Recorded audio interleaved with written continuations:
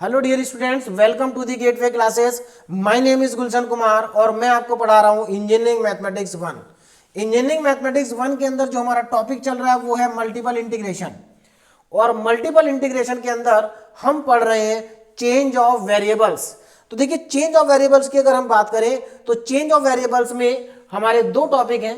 पहला topic double integral using change of variable, और आज हमारा double integral using change of variable का सेकंड लेक्चर है। एक लेक्चर इससे पहले इस टॉपिक के ऊपर हमारा कंप्लीट हो चुका है। तो सबसे पहले मैं बात करूंगा कि हमने लास्ट लेक्चर में क्या पढ़ा था, ठीक है ना। लास्ट लेक्चर में तो देखिए, थोड़ा सा ध्यान दीजिए, लास्ट लेक्चर में मैंने आपको क्या पढ़ाया था। तो हमारा टॉपिक था double integral using change of variable. मतलब हमें डबल इंटीग्रल को कैलकुलेट करना है वेरिएबल को चेंज करने के बाद। कैसे वेरिएबल को चेंज करेंगे, जरा ध्यान दीजिए। अगर हमारे पास दो वेरिएबल है x एंड y, और हम चाहते हैं, मतलब ये दोनों वेरिएबल हमारे डबल इंटीग्रल में है ना, और हम ये चाहते हैं कि इन दोनों वेरिएबल को uv में कन्वर्ट कर दे। किस में कन्वर्ट कर ले? u और v में, ठीक है। तो देखिए, एक्स वाई वेरिएबल को uv में कन्वर्ट करने के लिए हमें क्या क्या करना पड़ेगा, ये मैंने आपको लास्ट टाइम बताया था। तो अगर आप एक्स वाई को uv में कन्वर्ट करना चाहते हैं तो इसके लिए पहले बार तो आपके पास एक्स वाई और यूवी में रिलेशन पता होनी चाहिए। एक्स वाई और यूवी के बीच में रिलेशन आपको पता होनी चाहिए। अब ये रिलेशन या तो क्वेश्चन में गिवन होती थी और नहीं गिवन होती थी तो हम इसको एज्यूम कर लेते थे।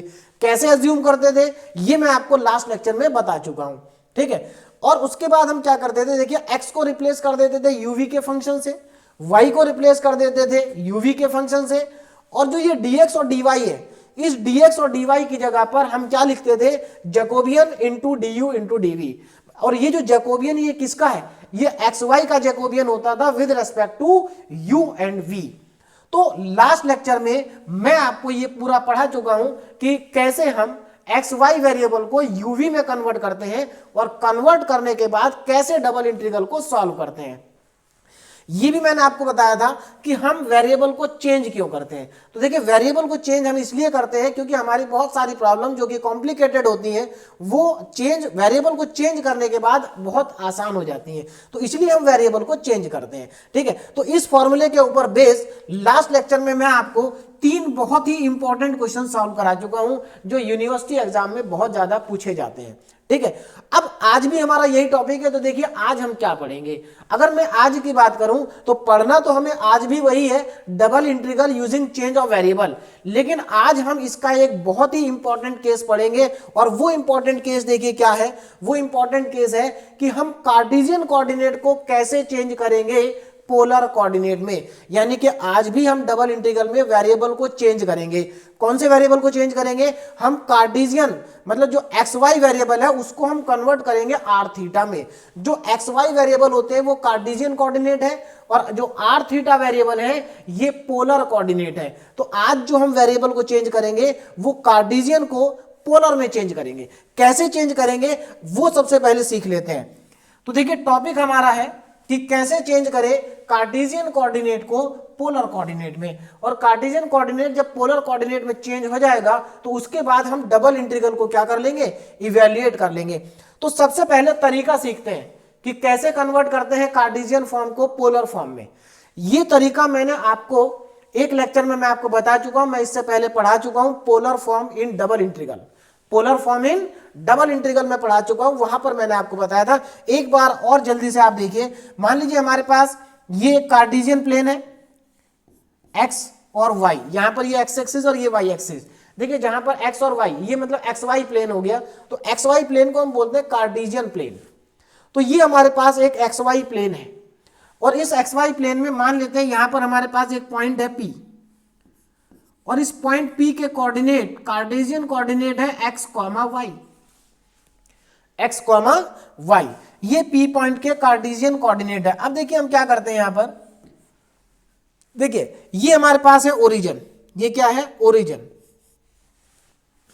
जरा ध्यान दें, ये ओरिजिन है। देखिए, अब यहां पर एक बहुत ही इंपॉर्टेंट बात ध्यान से सुनिए। जो हमारे पास ये एक्स वाई प्लेन में जो एक्स कॉमा वाई का पॉइंट है, ये आप बहुत अच्छे से जानते हैं कि यहां से लेकर, देखिए जो हमारे पास एक्स है, देखिए एक्स को हम कहां से मेजर करते हैं? वाई एक्सिस से। और वाई को कहां से मेजर करते हैं? एक्स एक्सिस से। तो अगर मैं यहां से देखूं, अगर मैं यहां P पॉइंट से एक परपेंडिकुलर डालूं, अगर मैं P पॉइंट से एक परपेंडिकुलर ड्रॉप करूं, जरा ध्यान देना, अगर मैं P पॉइंट से परपेंडिकुलर ड्रॉप करूं तो इस परपेंडिकुलर की जो हाइट होगी ना वो y के इक्वल होगी। क्यों? क्योंकि कार्टेशियन प्लेन में x और y को कहां से मेजर किया जाता है? x को मेजर किया जाता है y एक्सिस से और y को मेजर किया जाता है x एक्सिस से। इसका मतलब ये वाला जो डिस्टेंस है, ये डिस्टेंस क्या हो गया हमारे पास? इस डिस्टेंस को हम कहेंगे y। क्या कहेंगे? y। अब जरा आगे देखें। दूसरा, ये जो हमारे पास y एक्सिस से लेके यहां तक का जो डिस्टेंस है, इसको हम कहते हैं क्या? x को कहां से मेजर किया जाता है? y एक्सिस से। तो मैं देखिए x यहां से यहां तक का डिस्टेंस है, तो मैं यहां लिख देता हूं, ये यहां से यहां तक हमारे पास क्या हो गया? y हो गया। ठीक है ना? चलिए, तो ये मेरे पास हो गया y और ये मेरे पास आ गया x। जरा ध्यान दें, ये क्या हो गया? x हो गया। तो कार्टेशियन प्लेन में, एक्स वाई प्लेन में जो हमारा कोऑर्डिनेट होता है, उसके जो x और y कोऑर्डिनेट है, तो x को कहां से मेजर करते हैं? y एक्सिस से, और y को कहां से मेजर करते हैं? x एक्सिस से। अब अगर मैं इस पॉइंट को कन्वर्ट कर दूं पोलर फॉर्म में, पोलर कोऑर्डिनेट्स में, तो देखिए पोलर कोऑर्डिनेट्स में क्या होता है, जरा ध्यान देना। पोलर कोऑर्डिनेट के केस में हमारा जो डिस्टेंस है, अगर मैं डिस्टेंस की बात करूं तो ये डिस्टेंस हमेशा मेजर होता है ओरिजिन से। देखिए कार्टेशियन प्लेन में पॉइंट का जो पॉइंट है हमारा, उसका जो x कोऑर्डिनेट है वो हमारा यहां से मेजर होगा, y यहां से मेजर होगा। लेकिन अगर इसको हम पोलर में कन्वर्ट करेंगे तो इस पॉइंट का जो डिस्टेंस है वो सीधे ओरिजिन से मेजर होगा, ये। और अगर मैं इस डिस्टेंस को बोल दूं कि ये डिस्टेंस r है, क्या है? r। ये डिस्टेंस है हमारा r। अब यहां पर जरा ध्यान देना, अब देखो यहां पर ये r है, ये x है और ये y है। अब मैं यहां से अगर x और y की वैल्यू को कैलकुलेट करूं तो देखिए जरा कितना आएगा x और y की वैल्यू। देखिए अगर यहां से मैं x को फाइंड करता हूं तो x मेरा कितना आएगा? देखिए ये मैं आपको पहले बता चुका हूं, x की वैल्यू अगर आप निकालेंगे तो यहां पर एक चीज और देखें पहले, ये जो मेरा एंगल होगा ये होता है थीटा। क्या होता है? थीटा। देखिए यही हमारी पोलर फॉर्म है। इस पॉइंट के देखो दो कोऑर्डिनेट हो गए, एक r और एक थीटा, एक r और एक थीटा। r कहां से मेजर होता है? ओरिजिन से। थीटा कहां से मेजर होता है? पॉजिटिव एक्स एक्सिस के रेस्पेक्ट में एंटी क्लॉकवाइज डायरेक्शन में थीटा को मेजर करते हैं। तो इस पॉइंट के पोलर कोऑर्डिनेट क्या क्या हो गए? एक हो गया इसका r और दूसरा हो गया थीटा। देखिए जो r और थीटा है इनको कहते हैं पोलर कोऑर्डिनेट। पोलर कोऑर्डिनेट में ध्यान रखना, पोलर कोऑर्डिनेट में जो एंगल है वो पॉजिटिव एक्स एक्सिस से एंटी क्लॉकवाइज डायरेक्शन में मेजर करते हैं, और जो डिस्टेंस है r, ये ओरिजिन से लेके सीधे पॉइंट की तरफ मेजर होता है। ये एक्स एक्सिस या वाई एक्सिस से नहीं लेते, सीधे ओरिजिन से लेते हैं। तो ये जो r और थीटा है ना, ये दोनों पोलर कोऑर्डिनेट है। क्या है? Polar coordinate. तो अगर आपको पोलर कार्टेशियन कोऑर्डिनेट को पोलर कोऑर्डिनेट में कन्वर्ट करना है तो क्या करना पड़ेगा? जरा इधर ध्यान देना। देखो आपको इस x को रिप्लेस करना पड़ेगा। अब देखो x की वैल्यू क्या होगी, जरा ध्यान देना। देखो ये एक राइट एंगल ट्राइंगल बन गया। इस राइट एंगल ट्राइंगल में अगर आप cos थीटा का फॉर्मूला लगाएंगे, किसका? cos theta. जरा ध्यान देना, cos थीटा होता है बेस अपॉन हाइपोटेनियस। इस राइट एंगल ट्राइंगल में बेस है x और हाइपोटेनियस है r, तो x अपॉन r। और यहां से मैं x की वैल्यू निकालूं तो ये आ जाएगी r cos थीटा। कितनी आ जाएगी? r cos theta. यानी कि अगर आप ये चाहते हैं कि हम कार्टेशियन कोऑर्डिनेट को पोलर कोऑर्डिनेट में कन्वर्ट कर दें तो इसके लिए सबसे इंपॉर्टेंट क्या है कि आपको क्या करना पड़ेगा? आप सबसे पहले x के प्लेस पे लिख दीजिए r cos थीटा। क्या लिख दीजिए? x के प्लेस पे लिख दीजिए r cos थीटा। अच्छा, सिमिलरली अगर आप इस ट्रायंगल में साइन थीटा का फॉर्मूला लगाएंगे तो देखिए साइन थीटा में आपको क्या मिलेगा? Sine theta is equal to perpendicular upon hypotenuse, यानी कि y अपॉन r। तो यहां से आपको y मिल जाएगा r साइन थीटा के बराबर। y मिल जाएगा आपको r साइन थीटा के बराबर। तो आप क्या करेंगे? y को हटा देंगे और y की जगह पर लिख देंगे r sine theta, r sine theta. ठीक है। तो अगर आप ये चाहते हैं कि आप कार्टेशियन कोऑर्डिनेट को पोलर कोऑर्डिनेट में कन्वर्ट करना चाहते हैं तो x के प्लेस पे r cos थीटा लिख दीजिए और y के प्लेस पे r sin थीटा लिख दीजिए। क्यों? क्योंकि x तो कार्टेशियन कोऑर्डिनेट है लेकिन r और थीटा पोलर कोऑर्डिनेट है, y कार्टेशियन कोऑर्डिनेट है लेकिन r और थीटा पोलर कोऑर्डिनेट है। एक और इंपॉर्टेंट बात, अगर मैं इन दोनों को स्क्वायर करके ऐड कर दूं, अगर मैं इन दोनों को स्क्वायर करने के बाद, ये मान लीजिए इक्वेशन 1 है मेरी और ये इक्वेशन 2 है, इन दोनों को स्क्वायर और ऐड कर दें, एडिंग एंड स्क्वायरिंग है ना, स्क्वायरिंग एंड एडिंग, तो देखिए आपको क्या मिलेगा, x square plus y square is equal to r cos theta का square plus r sine theta. देखिए ये मैं आप लोगों को बता रहा हूं, हालांकि ये आप लोगों को सबको आता होगा पहले से ही, क्योंकि ये बहुत ही मतलब सिंपल सा कॉन्सेप्ट है जो आप क्लास 11th में कॉम्प्लेक्स नंबर से पढ़ते आ रहे हैं। कहां पर? कॉम्प्लेक्स नंबर में आपने सबसे पहले पढ़ा था ये, ठीक है ना। तो यहां पर देखो x square plus y square और यहां पर r square cos square theta और ये r square sine square theta. तो आर स्क्वायर में दोनों में से अगर कॉमन ले लूं तो ब्रैकेट में बचेगा sign square theta plus cos square theta. और आप अच्छे से जानते हैं कि sign square theta plus cos square theta होता है 1। तो यहां से हमें क्या मिल गया, x square plus y square is equal to r square. अब ये बहुत इंपॉर्टेंट है, मतलब आपको क्या करना होगा, x square plus y square को, x square plus y square को रिप्लेस कर देंगे किससे, आर स्क्वायर से। बोलो बात समझ में आ गई।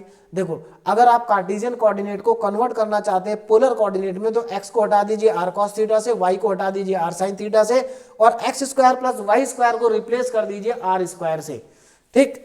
और आगे देखिए, तो यहां पर हमने देखो, अब यहां पर देखो फॉर्मूला, अब थोड़ा फॉर्मूला समझ में आएगा। देखिए ये हमारा डबल इंटीग्रल है कार्टेशियन फॉर्म में, इस तरह से आपको गिवन होगा डबल इंटीग्रल।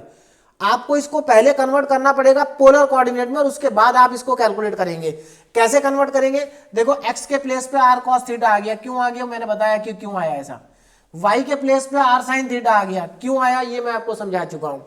उसके बाद जब क्वेश्चन आपको गिवन होगा तो वहां हो सकता है कि x square plus y square भी आ रहा हो, तो उसकी जगह पे आप लिख देंगे आर स्क्वायर। अच्छा अब एक चीज और बच गया, dx और dy। dx और dy को आप रिप्लेस कर देंगे जैकोबियन से, ठीक है ना।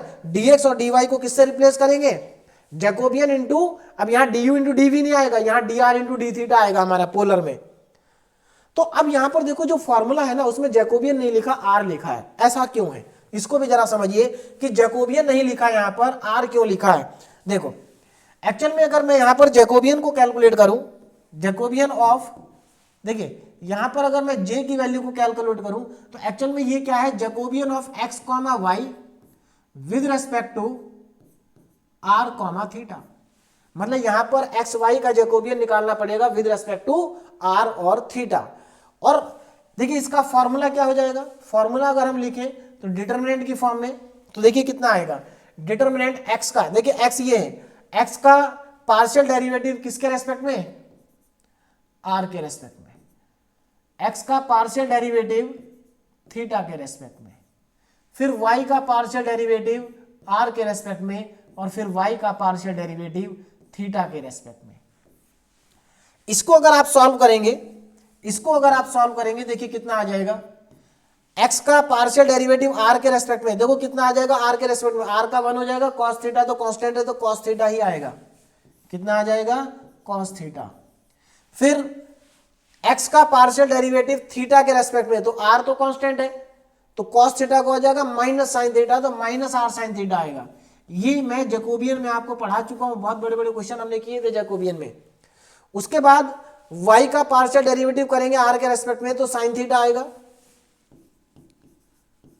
और उसके बाद आप y का करेंगे थीटा के रेस्पेक्ट में तो r तो कांस्टेंट है और साइन थीटा का हो जाएगा cos थीटा, तो r cos थीटा आएगा।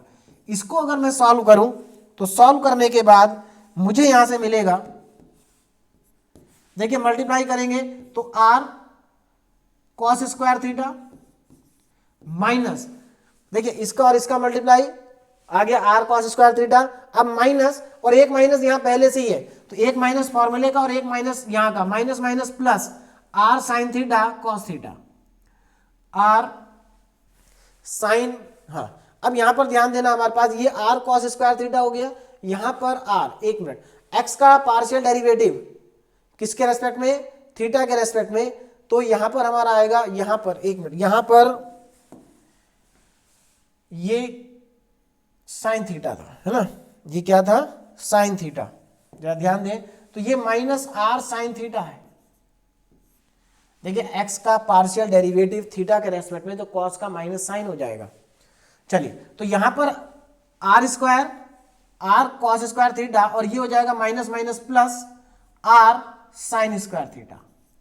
यहां से आप देख सकते हैं आर कॉमन आ रहा है, अंदर बचेगा sign square theta plus cos square theta, और यहां से आ गया आर, कितना आ गया आर। तो यहां से आप देख सकते हैं ये तो sign square theta plus cos square theta 1 हो जाएगा, और यहां पर जे की वैल्यू कितनी आ जाएगी, जे की वैल्यू आ जाएगी आपके पास 1।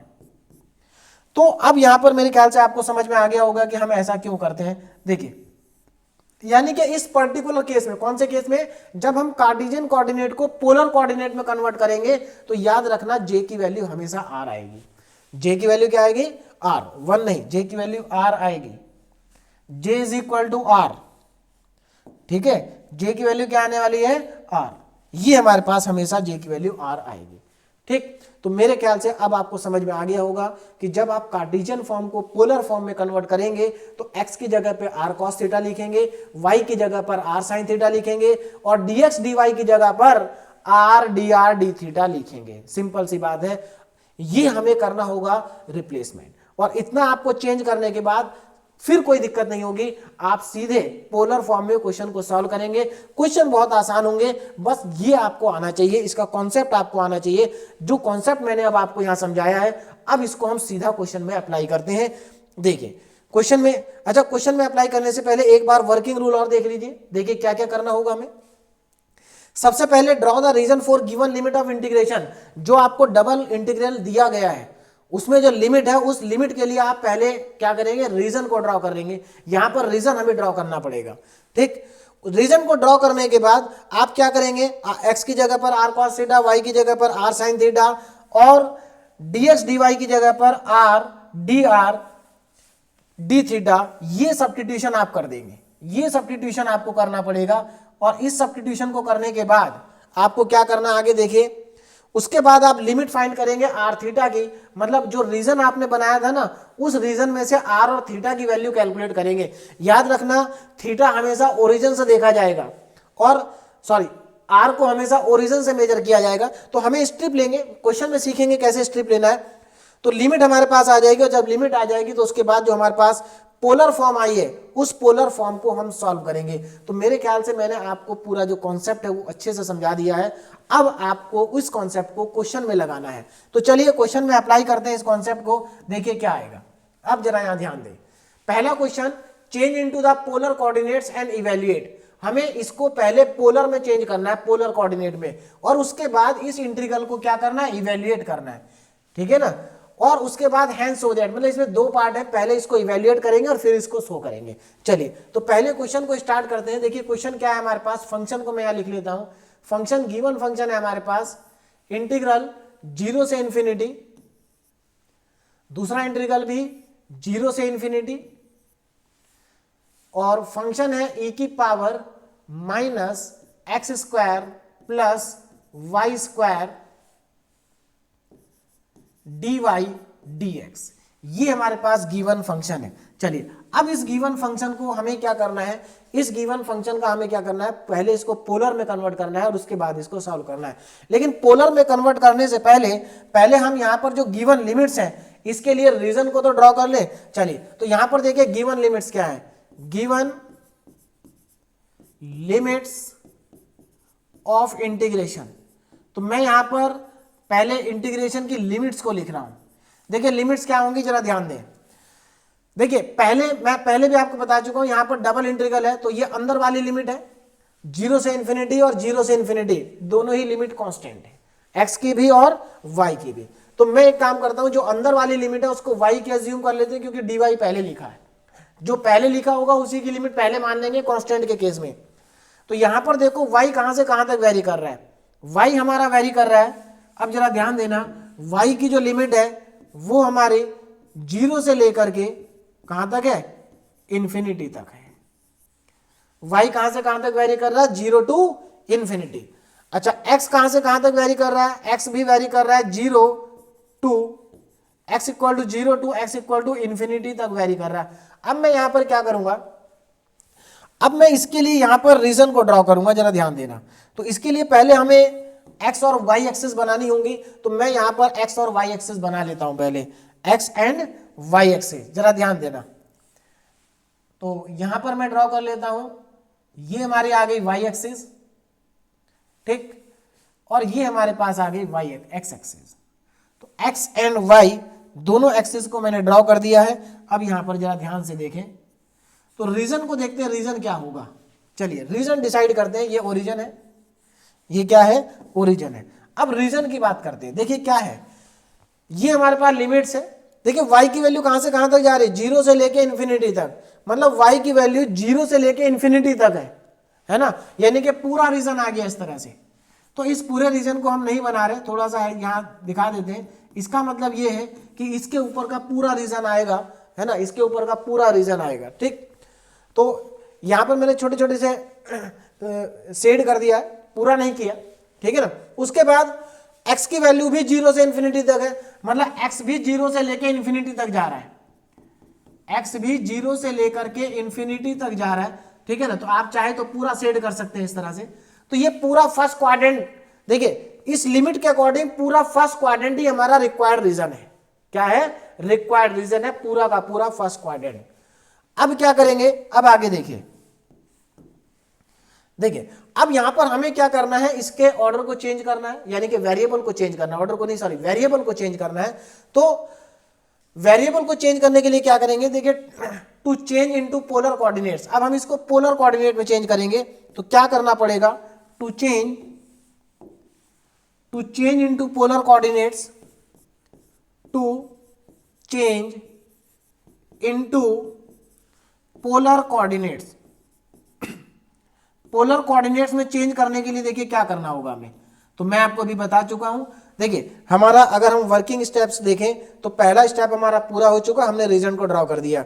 अब हम क्या करेंगे, सब्स्टिट्यूशन करेंगे, है ना। तो नेक्स्ट स्टेप हमारा क्या है, to change into polar coordinates, put to change into polar coordinates क्या करेंगे, put x equal to r cos theta, x की जगह पर आर कॉस थीटा रखेंगे, y की जगह पर आर साइन थीटा रखेंगे, y के प्लेस पे क्या रखेंगे, आर साइन थीटा, और x square plus y square के प्लेस पे लिखेंगे आर स्क्वायर। देखो यहां पर x square plus y square आ भी रहा है क्वेश्चन में, तो x की जगह आर कॉस थीटा, y की जगह r sine theta, x square plus y square की जगह पर आर स्क्वायर। और इसके आगे देखिए क्या करेंगे, एक और सब्स्टिट्यूशन रह गया हमारा। नेक्स्ट सब्स्टिट्यूशन देखिए क्या होगा, हाँ नेक्स्ट हमारे पास होगा कि हम dx dy की जगह पर, dx dy की जगह पर r dr और d थीटा को पुट करेंगे। तो to change into polar coordinate, polar coordinate में चेंज करने के लिए x की जगह पर r cos थीटा, y की जगह पर r sin theta, x square plus y square की जगह पर r स्क्वायर, और dx dy की जगह पर r dr d थीटा, ये सब्स्टिट्यूशन हम करेंगे, ठीक है ना। चलिए अब इतना सब्स्टिट्यूशन करने के बाद अब हम फाइंड करते हैं न्यू लिमिट्स। न्यू लिमिट्स, अब लिमिट भी तो बची है, न्यू लिमिट्स ऑफ इंटीग्रेशन। देखिए अगर हम लास्ट लेक्चर में देखें तो लास्ट लेक्चर में हमने 3 क्वेश्चन किए थे और वहां पर सभी क्वेश्चन में हमें जैकोबियन को कैलकुलेट करना पड़ता था। यहां पर हम जैकोबियन को कैलकुलेट नहीं करेंगे। क्यों नहीं करेंगे, क्योंकि यहां जैकोबियन सभी जगह आर के इक्वल होगा, तो हम सीधे जैकोबियन की जगह पर आर को पुट कर देंगे, आर इंटू डी थीटा। देखिए न्यू लिमिट्स ऑफ इंटीग्रेशन। अब न्यू लिमिट्स को जरा ध्यान से देखते हैं। देखो न्यू लिमिट्स ऑफ इंटीग्रेशन क्या होंगी, जरा डायग्राम पे आते हैं। देखो जो पोलर फॉर्म में जब आप लिमिट लेते हैं तो पोलर फॉर्म में एक तो आपको थीटा लेना है। अब जरा ध्यान देना थीटा कहां से कहां वेरी करेगा। देखो ये एक्स एक्सिस है, एक्स एक्सिस से थीटा मेजर किया जाता है, तो इसका मतलब यहां पर थीटा 0 डिग्री है, यहां पर थीटा कितना है 0, यहां पर थीटा 0 है। और यहां से घूम के आप यहां तक जाएंगे क्योंकि ये रीजन एक्स एक्सिस से स्टार्ट हो रहा है अगर हम देखें, और वाई एक्सिस तक जा रहा है, पूरे क्वाड्रेंट में है। तो इसका मतलब थीटा 0 से लेके कहां तक वेरी करेगा, थीटा 0 से लेके वेरी करेगा π/2 तक। अब 90 नहीं लिखेंगे, π/2 लिखेंगे, π/2 मतलब 90। तो थीटा तो वेरी करेगा 0 to 90। तो देखिए एक लिमिट तो हमारी आ गई थीटा की, तो थीटा कहां से कहां तक होगा, जरा थीटा को ध्यान से देखें। थीटा वेरी करेगा 0 से लेकर के 90 डिग्री, यानी कि π/2 तक, 0 से π/2 तक वेरी करेगा। दूसरी लिमिट की क्या होगी, दूसरी लिमिट होगी आर की। आर कहां से कहां तक वेरी करेगा, जरा ध्यान देना। तो मैंने आपको बताया था पोलर फॉर्म में जब आप आर को देखेंगे तो आर आप ओरिजिन से देखेंगे। कहां से देखेंगे? ओरिजिन से। ठीक है, तो इसके लिए आपको एक स्ट्रिप लेनी पड़ेगी। तो यहां पर मैं एक स्ट्रिप ले लेता हूं, जरा ध्यान देना किस तरह से स्ट्रिप को लेंगे। इस फर्स्ट क्वाड्रेंट में आप कहीं पर भी स्ट्रिप ले सकते हैं, तो हम इस तरह से एक स्ट्रिप ले लेते हैं और ये स्ट्रिप हमारी कहां तक जाएगी, क्योंकि ये फर्स्ट क्वाड्रेंट का पूरा रीजन हमारा रिक्वायर्ड रीजन है, तो ये स्ट्रिप हमारी इंफिनिटी तक जाएगी। कहां तक जाएगी? इंफिनिटी तक जाएगी। ठीक है ना, ये स्ट्रिप हमारी इंफिनिटी तक जाएगी। बोलो बात समझ में आ गई? तो इसका मतलब जो हमारी लिमिट है वो कहां से कहां तक वेरी कर रही है? r इक्वल टू 0 से लेकर के r इक्वल टू इंफिनिटी तक वेरी कर रही है। तो देखो मैंने थीटा की भी लिमिट निकाल ली 0 से π/2 और हमने r की भी लिमिट निकाल ली 0 से इंफिनिटी। अब हम पूरी तरीके से कार्टेशियन फॉर्म को कन्वर्ट कर चुके हैं, किसमें? पोलर फॉर्म में। बस हमें फॉर्मूला लिखना बाकी है। ठीक है ना, बस फॉर्मूला लिखना बाकी है। हम सब कुछ कन्वर्ट कर चुके हैं। x को हमने कन्वर्ट कर दिया आर कॉस थीटा में, y को कन्वर्ट कर दिया आर साइन थीटा में, dx dy को कन्वर्ट कर दिया आर dr d थीटा में, और पोलर फॉर्म में थीटा की भी लिमिट निकाल दी, आर की भी लिमिट निकाल दी। अब तो ये क्वेश्चन बहुत आसान हो गया। अब देखिए क्या करेंगे, ध्यान दें। तो मैं यहां पर मुझे जो इंटीग्रल निकालना है मैं उसको लिख रहा हूं। पहले देखो यहां पर मुझे क्या कैलकुलेट करना है, 0 से लेके इंफिनिटी। पहले मैं कार्टेशियन फॉर्म लिख रहा हूं, 0 से लेके इंफिनिटी e की power minus x square plus y square dy dx। ये था हमारा कार्टेशियन फॉर्म। इसको कन्वर्ट कर देंगे पोलर फॉर्म में। तो अब ध्यान दें पोलर फॉर्म में क्या क्या लिखेंगे। देखो पहली बात लिमिट की बात कर लेते हैं। तो देखिए लिमिट कहां से कहां तक वेरी करेगी, जरा ध्यान देना। देखो थीटा 0 से लेके π/2 तक, थीटा कहां से कहां तक वेरी कर रहा है? 0 से π/2 तक। देखिए थीटा की जो लिमिट होगी जनरली हमेशा कांस्टेंट होगी, उसको हम पहले लिखेंगे। फिर आर कहां से कहां तक वेरी करेगा? 0 से लेके इंफिनिटी तक। देखो आर 0 से इंफिनिटी तक, थीटा 0 से π/2 तक, लिमिट हमने लगा दी। अब आगे चलते हैं, e की पावर माइनस, देखो x square plus y square आ रहा है और x square plus y square की जगह लिखेंगे आर स्क्वायर। तो यहां पर लिख देते हैं आर स्क्वायर। देखिए जो ये मैं क्वेश्चन करा रहा हूं ये क्वेश्चन बहुत ज्यादा इंपॉर्टेंट है। अगर आप देखेंगे प्रीवियस ईयर के पेपर उठा के तो यूनिवर्सिटी एग्जाम में बहुत बार ये क्वेश्चन आ चुका है। तो e की पावर माइनस आर स्क्वायर। ठीक, आगे क्या है? dy और dx। चलिए dy और dx को भी चेंज कर लेते हैं। dy और dx की जगह क्या लिखना है? R dr d theta, r dr and d theta. तो ये हमारा पूरी तरीके से कार्टेशियन फॉर्म कन्वर्ट हो गई है पोलर फॉर्म में। देखिए ये सब चीजें मैंने आपको इतने सारी चीजें समझाने के लिए बताई है। थोड़ा सा मैंने आपको स्टार्टिंग में हमारा समय लगा है जिससे कि आपको कॉन्सेप्ट समझ में आ जाए। अगर एक बार कॉन्सेप्ट समझ में आ गया तो फिर क्वेश्चन को करना बहुत आसान हो जाएगा। ठीक है ना, वरना मैं यहाँ पर डायरेक्ट क्वेश्चन भी स्टार्ट कर सकता था, सीधे इसी फॉर्मूले से स्टार्ट कर सकता था। आपको बोल देता कि आर की एक्स की जगह आर कॉस थीटा लिख दो, वाई की जगह आर साइन थीटा लिख दो, लेकिन आपको पता ही नहीं चलता कि हमने लिखा क्यों। ठीक, चलिए तो यहां पर अब मैं इसको इस वाले इंटीग्रल को इवेल्युएट करूंगा और मुझे इसकी वैल्यू मिल जाएगी। तो चलिए इसको सॉल्व करते हैं। अब इसको सॉल्व करना तो बहुत आसान हो गया है। कैसे सॉल्व करेंगे? तो चलिए नेक्स्ट स्लाइड पे इसको लेके चलते हैं। देखिए यहां पर e की power minus r square into r d r है। ऐसे क्वेश्चन, अब देखो पहले हम अंदर वाला इंटीग्रल सॉल्व करेंगे। ठीक है, तो बाहर की लिमिट थीटा की है तो डी थीटा तो हो गया कांस्टेंट। हम इस वाले पार्ट को सॉल्व करेंगे। तो आप जरा ध्यान से देखें तो यहां पर इस टाइप के क्वेश्चन में आर स्क्वायर लिखा है ना, आर स्क्वायर को टी पुट कर दिए, सब्स्टिट्यूशन करना पड़ेगा। सब्स्टिट्यूशन क्यों? क्योंकि आर स्क्वायर का डिफरेंशिएशन नीचे लिखा हुआ है आर डी आर। तो यहां पर पहले मैं इसको नेक्स्ट स्लाइड पे कॉपी कर लेता हूं। देखिए 0 से इंफिनिटी, 0 से π/2, 0 से π/2। तो लिमिट है हमारी 0 से π/2। दूसरी लिमिट है हमारी 0 से इंफिनिटी, 0 से इंफिनिटी, 0 टू इंफिनिटी, है ना। और यहां पर लिखा e की power minus r square r d r and d theta. तो यहां पर मैं करता हूं सब्स्टिट्यूशन। तो ध्यान दीजिए क्या होगा सब्स्टिट्यूशन। यहां पर आप पुट करेंगे, put r square is equal to t, और जब आप आर स्क्वायर की जगह पर टी पुट कर देंगे तो देखिए कितना आएगा। आर स्क्वायर हमारा टी आ गया, इसका डिफरेंशिएशन करेंगे तो 2r d r is equal to d t. और यहां पर देखो आप आर डी आर आपको दिखाई दे रहा है, तो आर डी आर के प्लेस पे, तो आर डी आर की वैल्यू कितनी आ जाएगी, r d r is equal to d t upon two. तो आप क्या करेंगे, आर डी आर की जगह पर D t upon to put कर देंगे, है ना। अब देखिए यहां पर हमने सब्स्टिट्यूशन किया है, तो मैंने आपको सब्स्टिट्यूशन करने के दो तरीके बताए थे। जब आप सब्स्टिट्यूशन करते हैं तो या तो आप लिमिट को चेंज कर दीजिए, और आप लिमिट को अगर चेंज नहीं कर रहे हैं तो आप लिमिट को अप्लाई करने से पहले जो आपने सब्स्टिट्यूशन किया है उसको वापस पुट कर देना। तो मैंने आपको दोनों तरीके से क्वेश्चन करा रखे। यहां पर अब मैं क्या कर रहा हूं, यहां पर मैं लिमिट चेंज नहीं कर रहा हूं, यहां पर मैं लिमिट को चेंज नहीं कर रहा हूं, बिना लिमिट चेंज किए कर रहे हैं। तो ये सब्स्टिट्यूशन यहां पर करिए, देखिए कितना आएगा। तो 0 से π/2, दूसरा 0 से इंफिनिटी, और e की पावर आर स्क्वायर की जगह क्या आ जाएगा, t, e की power minus T, are d r की जगह आ जाएगा डी टी अपॉन टू, और डी थीटा। अब आगे देखो, यहां से देखो ये 1/2 तो बाहर आ जाएगा, कांस्टेंट है, तो मैं 1/2 को तो कर देता हूं बाहर, और ये हो गया हमारा 0 से लेके π/2 तक।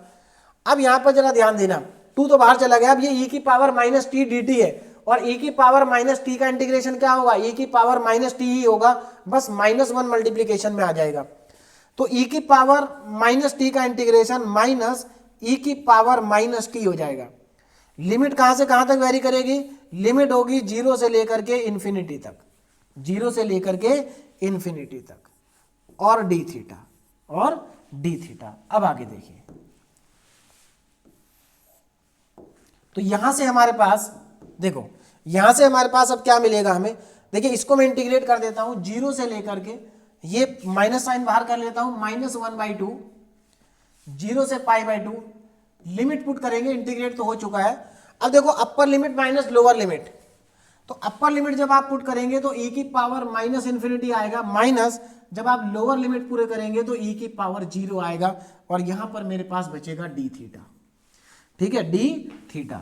अब जरा आगे देखें, देखो तो माइनस का 1/2, लिमिट 0 से इंफिनिटी, 0 से π/2, e की पावर माइनस इंफिनिटी होता है 0, पहले भी कई बार बता चुका हूं।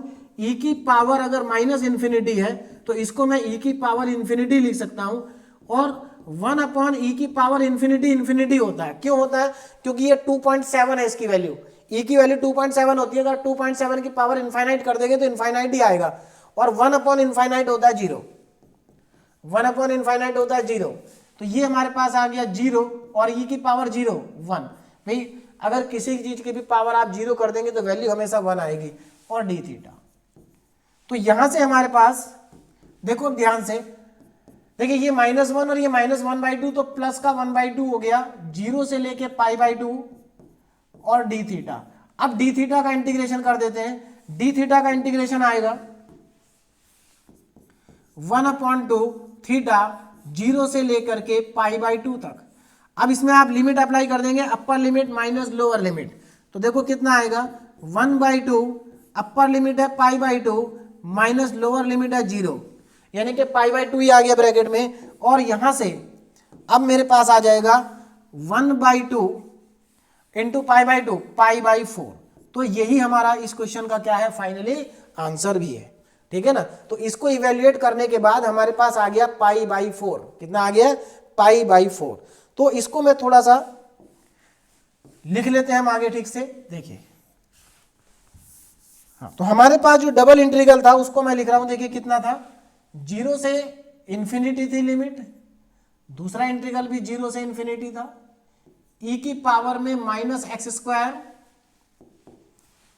e की पावर में -x² प्लस y² था, और dy और dx, ये हमारा इंटीग्रल था। ठीक है ना, dy और dx, इसकी वैल्यू हमारी कितनी आ गई, इवैल्यूएट हो गए π/4, तो ये हमारे पास आ गया π/4 के इक्वल, π/4 के इक्वल हमारे पास ये आ गया।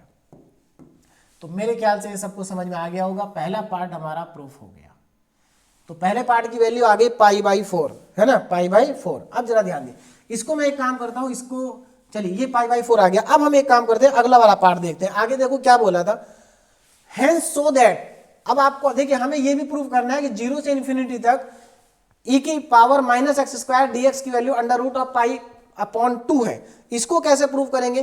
देखिए इसको मैं एक काम करता हूं, जो हमें गिवन है उसको मान लेते हैं कि let I is equal to, I के इक्वल इसको मान लेंगे क्या है ये, 0 से इंफिनिटी, 0 से इंफिनिटी ई की पावर माइनस एक्स स्क्वायर और dx कितना है, dx इज इक्वल टू, हमें प्रूव करना है इक्वल टू, ये हमारे पास, इसको मैंने आई मान लिया। अब जरा ध्यान देना, देखो ये e की पावर माइनस एक्स स्क्वायर है और वहां e की power minus x square plus y square है, मतलब हमें y भी लेके आना है। एक काम करते हैं, यहां पर अब हम डेफिनेट इंटीग्रेशन की एक बहुत ही इंपॉर्टेंट प्रॉपर्टी का यूज करते हैं। बहुत इंपॉर्टेंट प्रॉपर्टी देखिए क्या है, एक्चुअल में डेफिनेट इंटीग्रेशन में एक पहली ही प्रॉपर्टी होती है। उस प्रॉपर्टी में के अकॉर्डिंग क्या होता है कि आप किसी भी डेफिनेट इंटीग्रेशन में, है ना, या कहीं पर भी किसी भी इंटीग्रेशन में आप वेरिएबल को चेंज कर सकते हैं। देखो अगर मैं इसमें i इज इक्वल टू, अगर ये वेरिएबल को मैं चेंज कर दूं तो वैल्यू पे कोई फर्क पड़ेगा क्या? मैं यहां पर e की power minus y square d x कर देता हूं, तो ऐसा करने से कोई फर्क पड़ा क्या भाई? केवल वेरिएबल वहां x था, यहां y है, बाकी क्वेश्चन तो सेम ही है, यानी कि कोई फर्क नहीं, दोनों की वैल्यू सेम आएगी, ठीक है ना। तो अब इसको मैं क्या करता हूं, इसको इक्वेशन 1 मान लेता हूं और इसको इक्वेशन मान लेते हैं 2, इक्वेशन 1 एंड 2। अब क्या करेंगे, अब इन दोनों इक्वेशन को कर देते हैं multiply, multiply equation 1 and 2, multiply 1 and 2। इससे क्या फायदा होगा? इससे फायदा ये होगा, जब आप इन दोनों को मल्टीप्लाई करेंगे तो लेफ्ट साइड लेफ्ट के साथ मल्टीप्लाई होगी। देखो क्या आएगा, लेफ्ट लेफ्ट के साथ मल्टीप्लाई होगी, आई इंटू आई, आई इंटू आई। राइट साइड देखो, जब आप इन दोनों को मल्टीप्लाई करेंगे तो ये सिंगल से डबल इंटीग्रल बन जाएगा। सिंगल से क्या बन जाएगा, डबल इंटीग्रल। कैसे? देखो 0 से इंफिनिटी, ये इंटीग्रल दोनों मल्टीप्लीकेशन में 0 से इंफिनिटी और e की power minus x square into e की पावर माइनस वाई स्क्वायर, और यहां पर ये y होगा, है ना, और ये हमारा है dy, ठीक है। तो दोनों को मल्टीप्लाई किया और ये आ गया dx इंटू डी वाई, या dy into D x, dy into D x. देखो i इंटू आई हो गया आई स्क्वायर, और इधर ध्यान दें, देखिए ये तो हम कैलकुलेट, देखिए इसको मैं क्या लिख सकता हूं, 0 से इंफिनिटी, 0 से इंफिनिटी, और देखिए यहां पर e की पावर माइनस एक्स स्क्वायर, ई की पावर माइनस वाई स्क्वायर लिखा है। अगर बेस सेम होगा तो पावर ऐड होगी, सब जानते हैं। तो इन दोनों को अगर मैं मल्टीप्लीकेशन में, बेस सेम है तो पावर क्या हो जाएगी, ऐड, यानी कि माइनस एक्स स्क्वायर और माइनस वाई स्क्वायर आ जाएगा, और माइनस में कॉमन ले लूंगा तो minus x square plus y square और d y d x, d y d x. तो हम इसको डी वाई डी एक्स को चेंज करके लिख देंगे। तो इस तरह से मैंने लिख दिया। अब जरा ध्यान दीजिए, ये तो वही आ गया जो हमने प्रूव किया पाई बाई 4 के इक्वल। इसका मतलब इसकी वैल्यू कितनी होगी, पाई बाई 4। तो यहां से I equal to I square equal to आ गया पाई बाई 4। कितना आ गया, पाई बाई 4। अब इधर से स्क्वायर हटा के उधर रूट ले लेंगे तो मेरे पास जो फाइनली आंसर आ जाएगा वो क्या होगा, आई इज इक्वल टू, देखिए इधर से स्क्वायर हटा के उधर रूट लगाएंगे तो अंडर रूट में पाई अपॉन में 2, ये मेरा इसका फाइनली आंसर आ जाएगा। मतलब, और यही हमें प्रूफ भी करना था, यही तो प्रूफ करना था। तो हेंस प्रूफ, हमारा प्रूफ हो गया। आई इक्वल टू कितना आ गया, देखिए I equal to root pi by 2। I मैंने इसी को तो आई माना था, तो आप आई की जगह पर इसको लिख सकते हैं। मेरे पास स्पेस नहीं है इसलिए मैं आई लिख रहा हूं, लेकिन आप आई के प्लेस पर इसको ले सकते हैं क्योंकि इसी को हमने आई एज्यूम किया था। तो देखो दोनों पार्ट हमारे प्रूफ हो गए, दोनों पार्ट प्रूफ हो गए। देखिए बहुत इंपॉर्टेंट क्वेश्चन है और बहुत ही आसान क्वेश्चन है। कार्टेशियन फॉर्म को पोलर फॉर्म में कन्वर्ट करना बहुत ही ज्यादा आसान है। एक्स की जगह पर आर कॉस थीटा, वाई की जगह पर r sine theta, x square plus y square की जगह पर आर स्क्वायर, और डीएक्स डीवाई की जगह पर r d r d theta, ठीक है। और इतना कन्वर्जन करने के बाद आप लिमिट फाइंड कर लें और लिमिट अप्लाई करने के बाद इंटीग्रल कर दें। क्वेश्चन बहुत ही आसान है। चलिए नेक्स्ट क्वेश्चन को हम सॉल्व करते हैं। क्वेश्चन नंबर 2 क्या है, इवेल्युएट 0 से 2a, 0 से under root 2ax minus x square और ब्रैकेट में x square plus y square dx dy by changing into polar coordinates. इसको पोलर कोऑर्डिनेट में चेंज करने के बाद हमें सॉल्व करना है। तो पहले इसके पोलर कोऑर्डिनेट में चेंज करेंगे। तो अब यहां पर स्टेप बाय स्टेप आगे बढ़ते हैं। सबसे पहले मैं गिवन फंक्शन को लिख लेता हूं। देखिए गिवन फंक्शन क्या है, 0 से 2a, 0 से 2a, दूसरा इंटीग्रल 0 से अंडर रूट में 2ax, 0 से अंडर रूट में 2ax माइनस एक्स स्क्वायर, ये हमारे पास है ना। और फंक्शन क्या है, x square plus y square d x and d y, ये हमारे पास गिवन फंक्शन है। इसको पहले पोलर कोऑर्डिनेट में कन्वर्ट करेंगे। पोलर कोऑर्डिनेट में कन्वर्ट करने का प्रोसीजर मैं आपको बता चुका हूं। तो सबसे पहला स्टेप हमारा क्या है, गिवन लिमिट्स लिखेंगे। गिवन लिमिट्स ऑफ इंटीग्रेशन, है ना, गिवन लिमिट्स ऑफ इंटीग्रेशन। तो हमें जो इंटीग्रेशन की लिमिट्स दी गई हैं उनको मैं लिखने जा रहा हूं। देखिए क्या लिमिट है, तो यहां पर देखो ये किसकी लिमिट है, आप देखो यहां वेरिएबल लिमिट है। यहां पर मैंने आपको डबल इंटीग्रल जब से हम पढ़ रहे हैं तब से हम सीख रहे हैं कि जिसकी, देखिए ये x की लिमिट है, यहां पर x की टर्म आ रहा है तो ये y की लिमिट होगी। अब यहां पर चाहे y बाद में लिखा हो, आप यहां से पहचानेंगे कि ये किसकी लिमिट है। जब लिमिट कांस्टेंट होती है तब तो आप कुछ भी ले सकते हैं। जो पहले लिखा, अगर dx पहले लिखा तो कांस्टेंट के केस में इसको x की लिमिट ले लो, अगर dy पहले लिखा तो इसको y की लिमिट ले लेंगे। लेकिन जब लिमिट वेरिएबल होंगी तो आपको देखना पड़ेगा। यहां देखो ये x की टर्म लिखी हुई है, इसका मतलब ये y की लिमिट है, और ये किसकी लिमिट है, x। तो पहले मैं x लिख लेता हूं। देखिए x कहां से कहां तक वेरी कर रहा है, x वेरी कर रहा है 0 से लेकर के कहां तक वेरी कर रहा है, 2a तक। तो x की जो लिमिट है वो 0 से 2a तक वेरी कर रही है। अब जरा y पे ध्यान देते हैं, y कहां से कहां तक वेरी कर रहा है। देखिए y वेरी कर रहा है 0 से लेकर के under root of 2ax minus x square, यहां तक y वेरी कर रहा है। अब ये इसको थोड़ा सा हमें सिंप्लीफाई करना पड़ेगा, थोड़ा सा सिंप्लीफाई करते हैं। देखिए कैसे, इस वाली टर्म को, इसको स्क्वायरिंग कर देते हैं दोनों तरफ, तो यह आएगा y square is equal to squaring both side, तो बोथ साइड स्क्वायर करने पे ये y square is equal to 2ax minus x square minus x square. अब इस एक्स स्क्वायर को लेफ्ट में ले आते हैं तो हमारे पास क्या आ जाएगा, x square plus y square is equal to 2ax आएगा, 2ax, है ना। अब देखो ये जो 2ax आया है, अब अगर आप इसको ध्यान से देखें तो ये सर्कल की इक्वेशन है। देखिए कैसे, देखिए सर्कल की इक्वेशन एक बार दोबारा देखिए।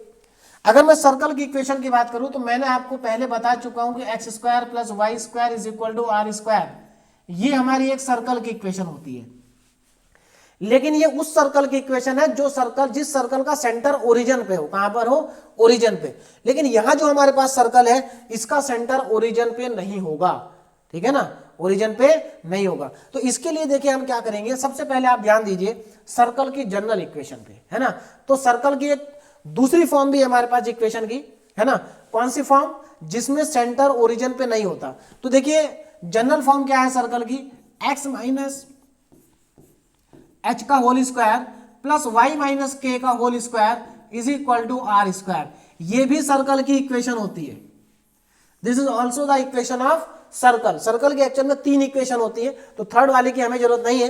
तो ये तो वो सर्कल है जिसका सेंटर ओरिजिन पर है, और ये वो सर्कल है जिसका सेंटर कहीं भी हो सकता है, ठीक है। इसमें जो h और k है ये एक्चुअल में सर्कल के सेंटर है।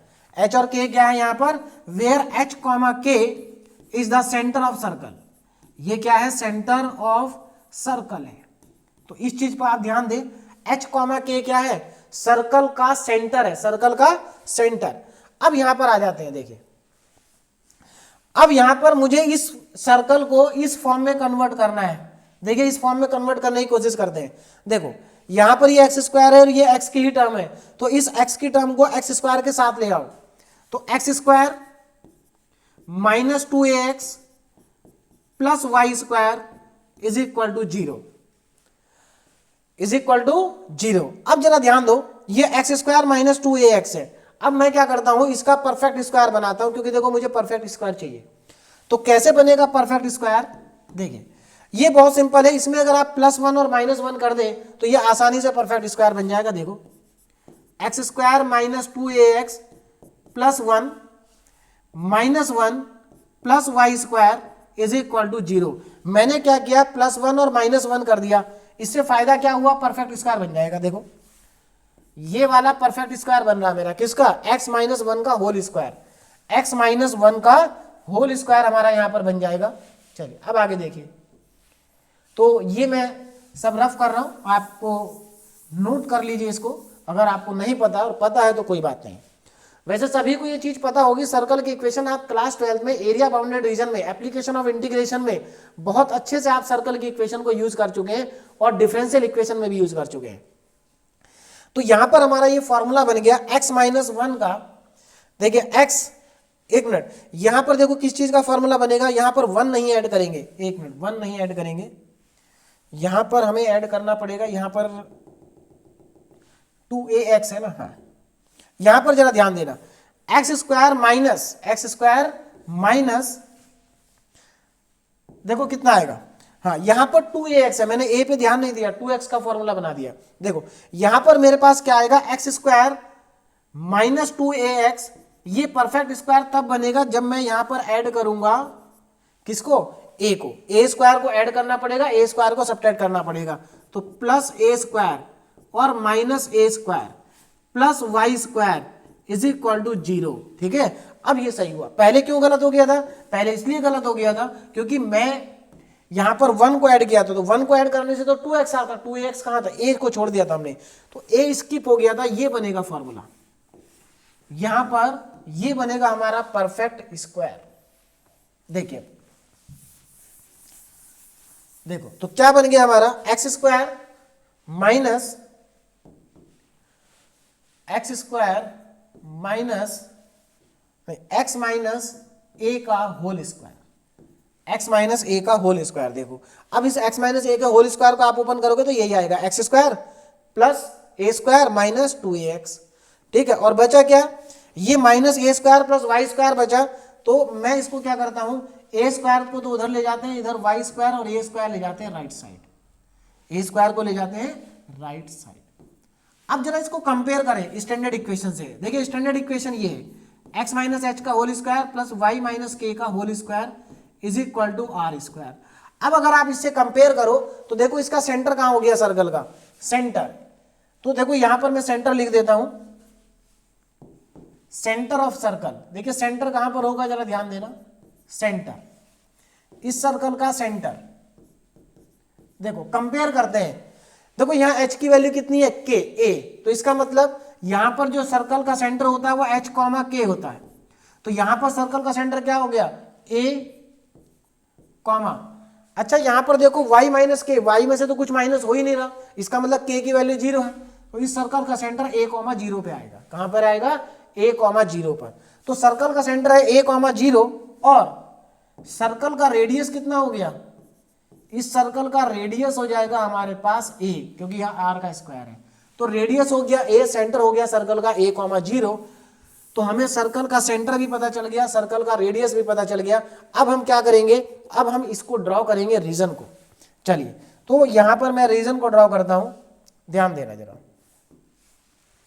तो यहां पर पहले मैं x एक्सिस और y एक्सिस बना लेता हूं, ये हमारी y एक्सिस, ठीक, और यहां पर है ये हमारी x एक्सिस।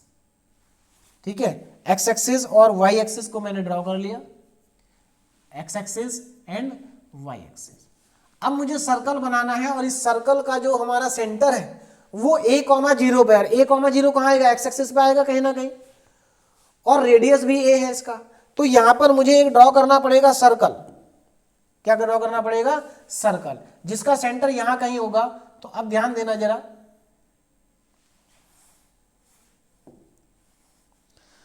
देखिए सर्कल ड्रॉ कर लेते हैं। देखिए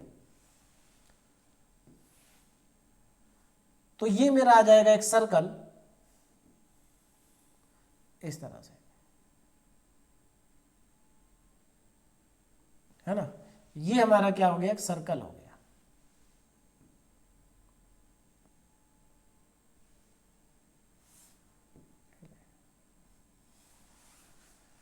तो ये सर्कल होगा, यहां पर ये टच करना चाहिए, थोड़ा सा ध्यान देना आप, ये टच करेगा यहां पर, है ना। चलिए कोई नहीं, तो यहां पर हम मान लेते हैं कि ये टच कर रहा है। ध्यान देना, यहां पर ये मान के चलेंगे, एज्यूम करके चलेंगे कि ये सर्कल इसको क्या कर रहा है, टच कर रहा है, ठीक है ना। चलिए अब यहां पर जरा ध्यान दें आप लोग, तो ये सर्कल इसको यहां पर टच कर रहा है, ओरिजिन पे थोड़ा सा लेफ्ट में शिफ्ट हो गया, कोई नहीं, आप एज्यूम कर लें कि ये टच कर रहा है। अब जरा ध्यान देना, इस सर्कल का सेंटर होगा यहां कहीं a,0 पे, और ये इसका रेडियस है a, तो ये पॉइंट क्या हो जाएगा 2a, यानी कि 2a,0 इसके कोऑर्डिनेट हो जाएंगे इस पॉइंट के, है ना। अब जरा ध्यान देना, जो हमारी लिमिट थी x की वो 0 से लेकर 2a तक थी। कहां से कहां तक थी, 0 से लेकर के 2a तक। ये रहा 0, ये रहा 2a, तो यहां पर है x इक्वल टू 2a। देखिए x equal to 0, x equal to 0 की लाइन कौन सी है, x इक्वल टू 0 की लाइन ये है, आपको अच्छे से मालूम है, हम बहुत बार बात कर चुके हैं, जो y एक्सिस होती है वो x इक्वल टू 0 की लाइन होती है, और x equal to 2a, x equal to 2a जो होगी y एक्सिस के पैरेलल एक लाइन होगी जो कि 2a से पास हो रही होगी। कहां से, 2a से पास होगी, है ना। तो 2a से पास करा देते हैं किसको, x इक्वल टू 2a की लाइन को, ये एक लाइन होगी हमारे पास, तो ये आ गई हमारी x इक्वल टू 2a, ठीक है ना। ये हमारी x इक्वल टू 2a की लाइन आ गई, ठीक, जो यहां पर क्या कर रही है, टच कर रही है इसको, ठीक है ना, x इक्वल टू 2a। तो x इक्वल टू 0 की लाइन ये रही, x इक्वल टू 2a की लाइन ये रही, ठीक। और अब मैं सर्कल की बात करूं तो y इक्वल टू 0, देखिए y इक्वल टू 0 की लाइन कहां है, y इक्वल टू 0 की लाइन ये है x एक्सिस, ये y इक्वल टू 0 की लाइन है। y इक्वल टू 0 से कहां तक जाना है, y इक्वल टू 0 से जाना है हमें सर्कल तक, यानी कि अब आप यहां पर ध्यान दीजिए, जो हमारी गिवन स्ट्रिप है वो वर्टिकल है, कैसी है, वर्टिकल। ये हमारी गिवन स्ट्रिप है जो कि वर्टिकल है। ये डबल इंटीग्रल में मैं आप लोगों को पढ़ा चुका हूं कि जिस एक्सिस के अलाउंग वेरिएबल लिमिट होती है उसी के अलाउंग स्ट्रिप लेते हैं, तो y के अलाउंग कार्टेशियन फॉर्म में, ध्यान रखना कार्टेशियन फॉर्म की स्ट्रिप है ये, है ना। 0 से लेके कहां तक जा रही है, सर्कल तक। सर्कल की इक्वेशन क्या है, ये हमारी सर्कल की इक्वेशन है y equal to under root में 2ax minus x square in Cartesian form. हमें इसको कन्वर्ट करना है किसमें, पोलर फॉर्म में। अब जरा देखें पोलर फॉर्म में कैसे कन्वर्ट करेंगे, तो to change in polar coordinates, to change in polar coordinates, अगर हम इसको पोलर कोऑर्डिनेट्स में चेंज करना चाहते हैं, to change in polar coordinates, polar coordinates, तो कैसे चेंज करेंगे जरा ध्यान देना। तो आप क्या करेंगे, put x equal to r cos theta, जहां पर आपको x दिखाई दे रहा है वहां पर आप आर कॉस थीटा रख देंगे, ठीक है ना, और y equal to r sine theta, और x square plus y square is equal to r square, और dx dy is equal to r d r d theta. ये सारे सब्स्टिट्यूशन करेंगे, और ये सारे सब्स्टिट्यूशन करने के बाद आप यहां पर कैलकुलेट करेंगे लिमिट्स को। अब जरा ध्यान देना, लिमिट्स क्या होंगे, new limits of integration, new limits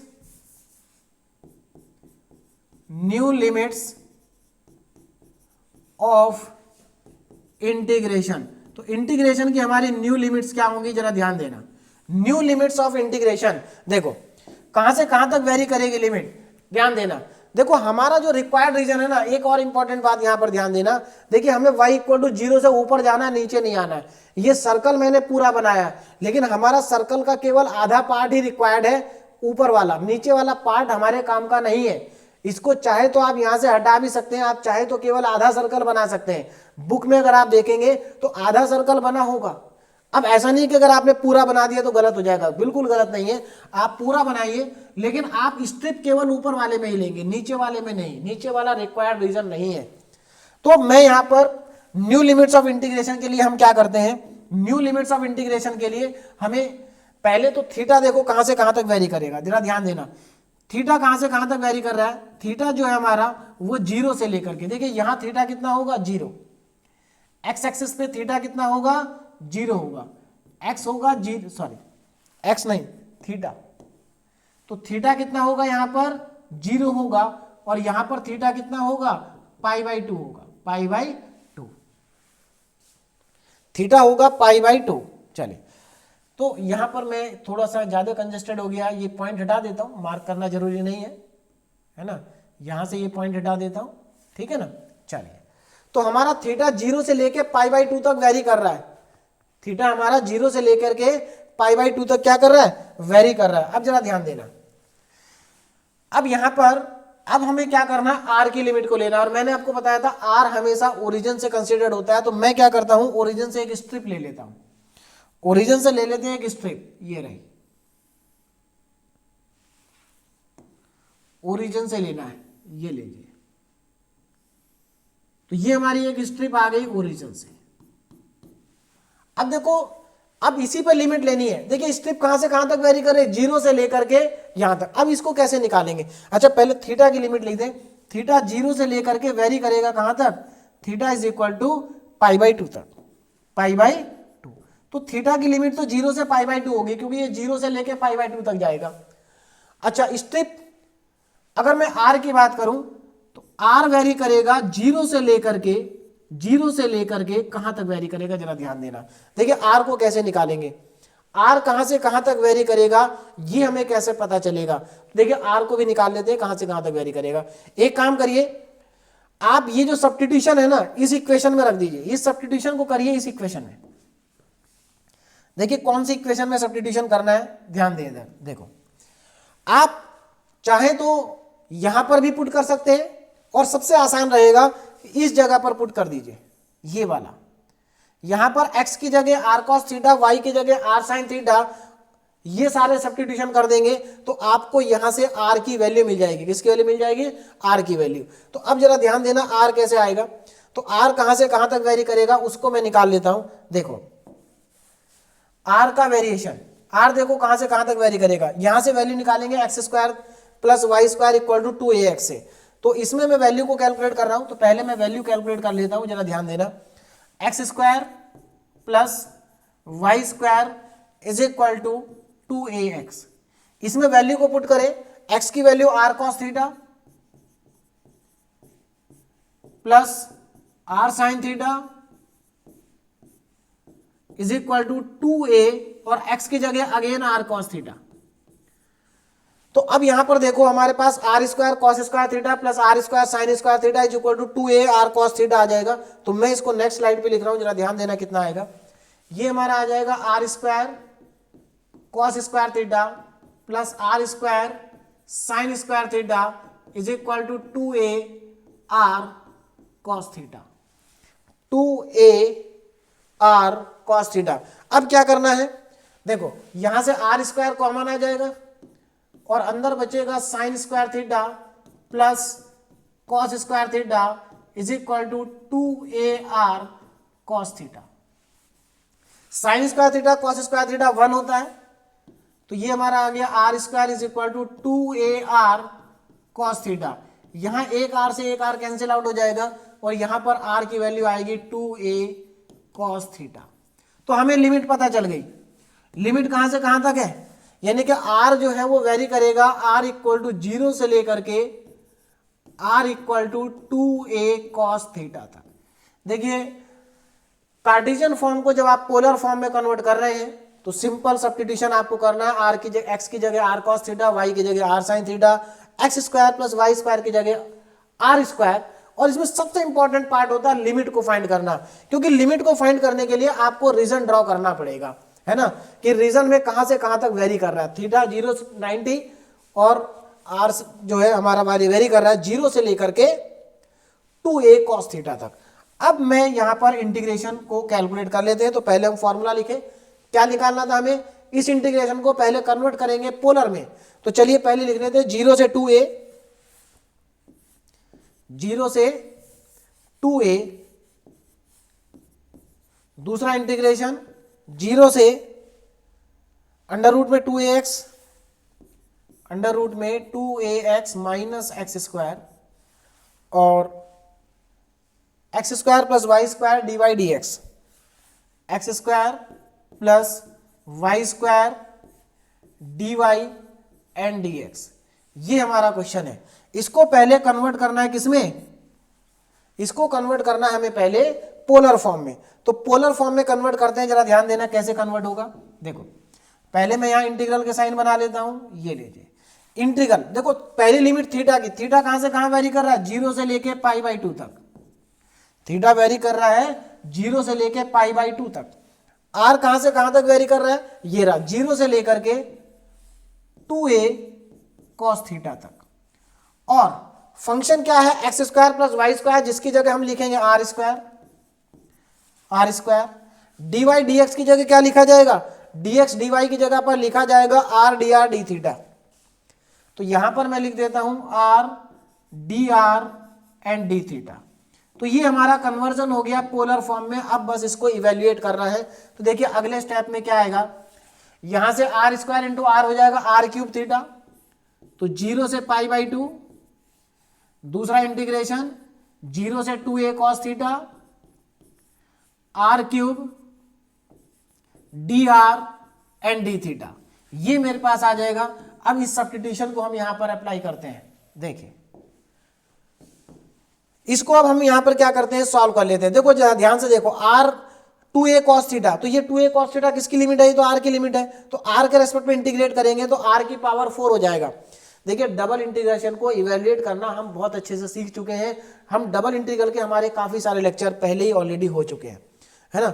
चलिए तो यहां पर अब इसको मैं कैलकुलेट कर रहा हूं। देखिए कितना आ जाएगा, 0 से π/2, 0 से π/2 और r की पावर 4 इंटीग्रेशन करेंगे, r की पावर 4/4 लिमिट हो जाएगी हमारी 0 से लेकर के 2a cos theta and d theta.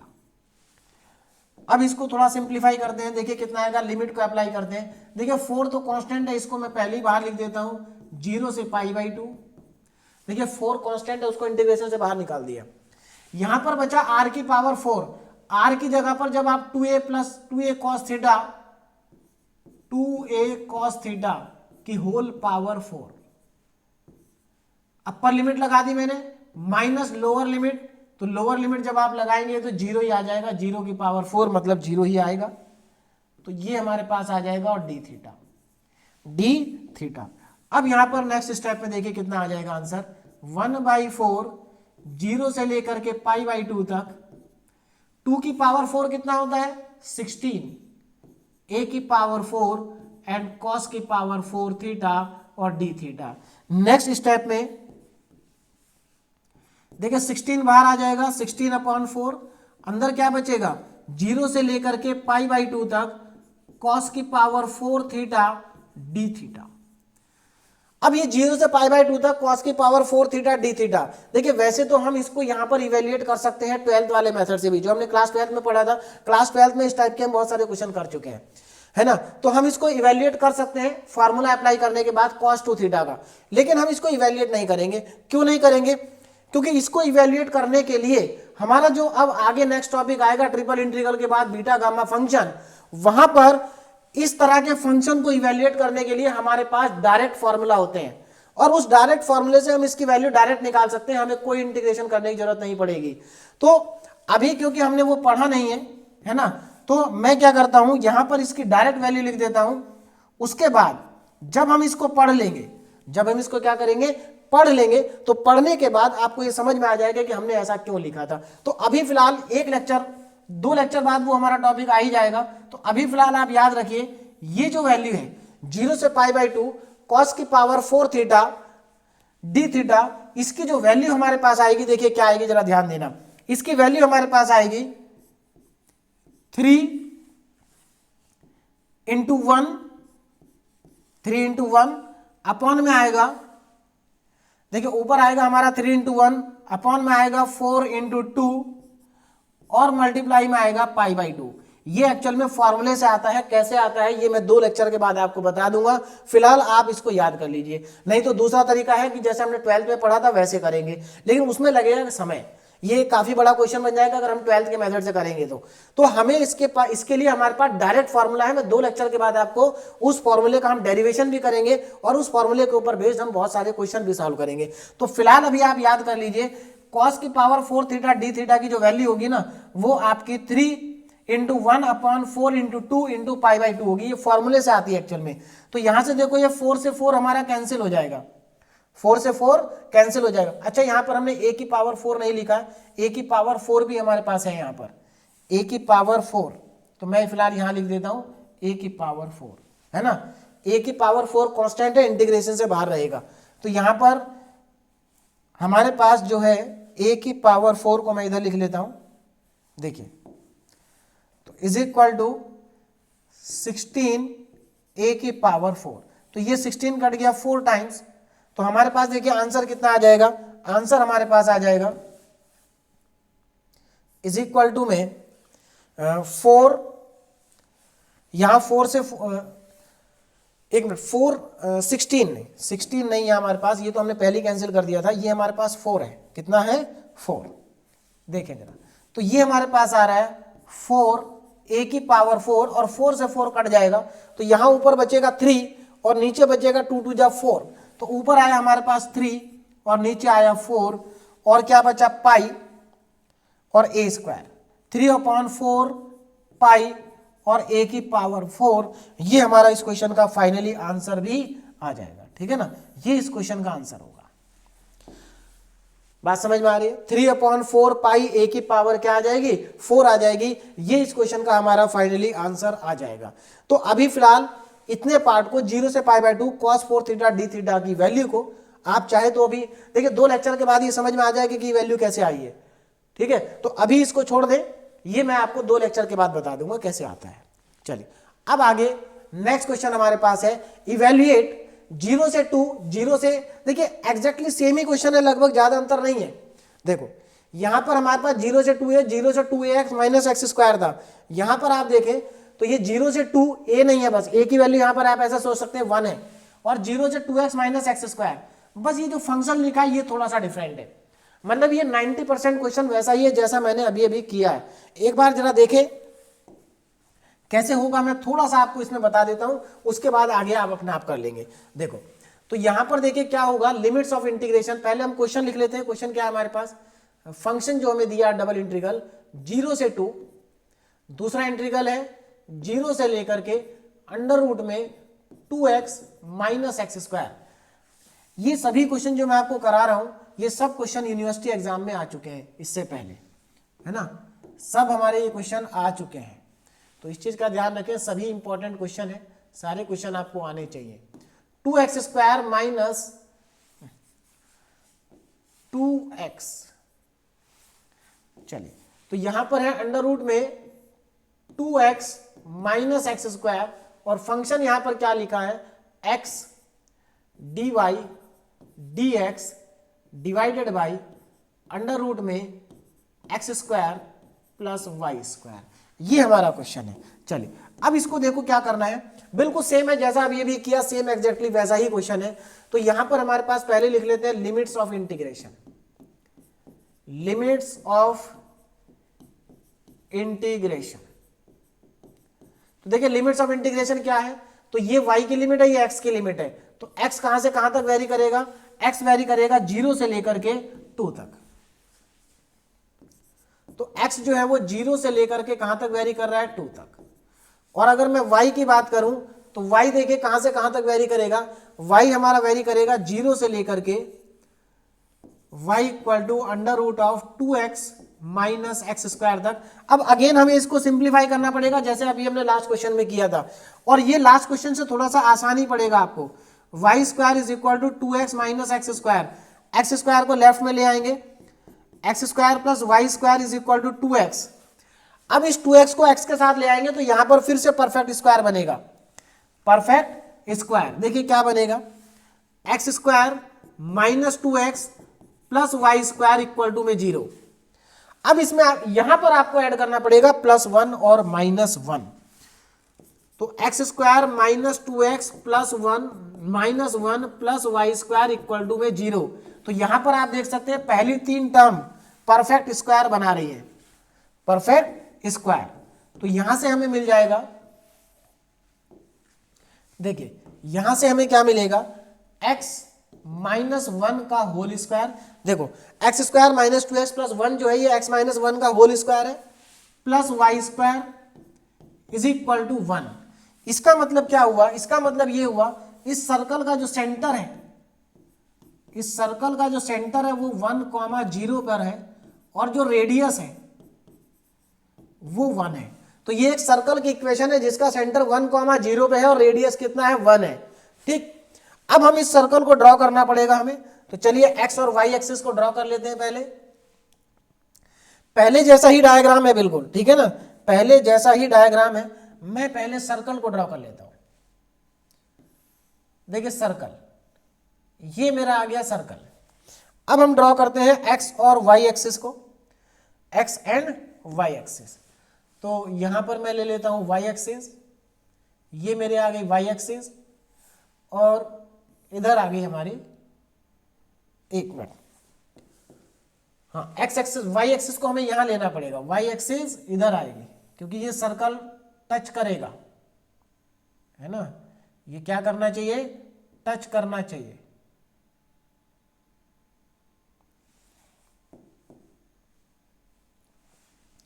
देखिए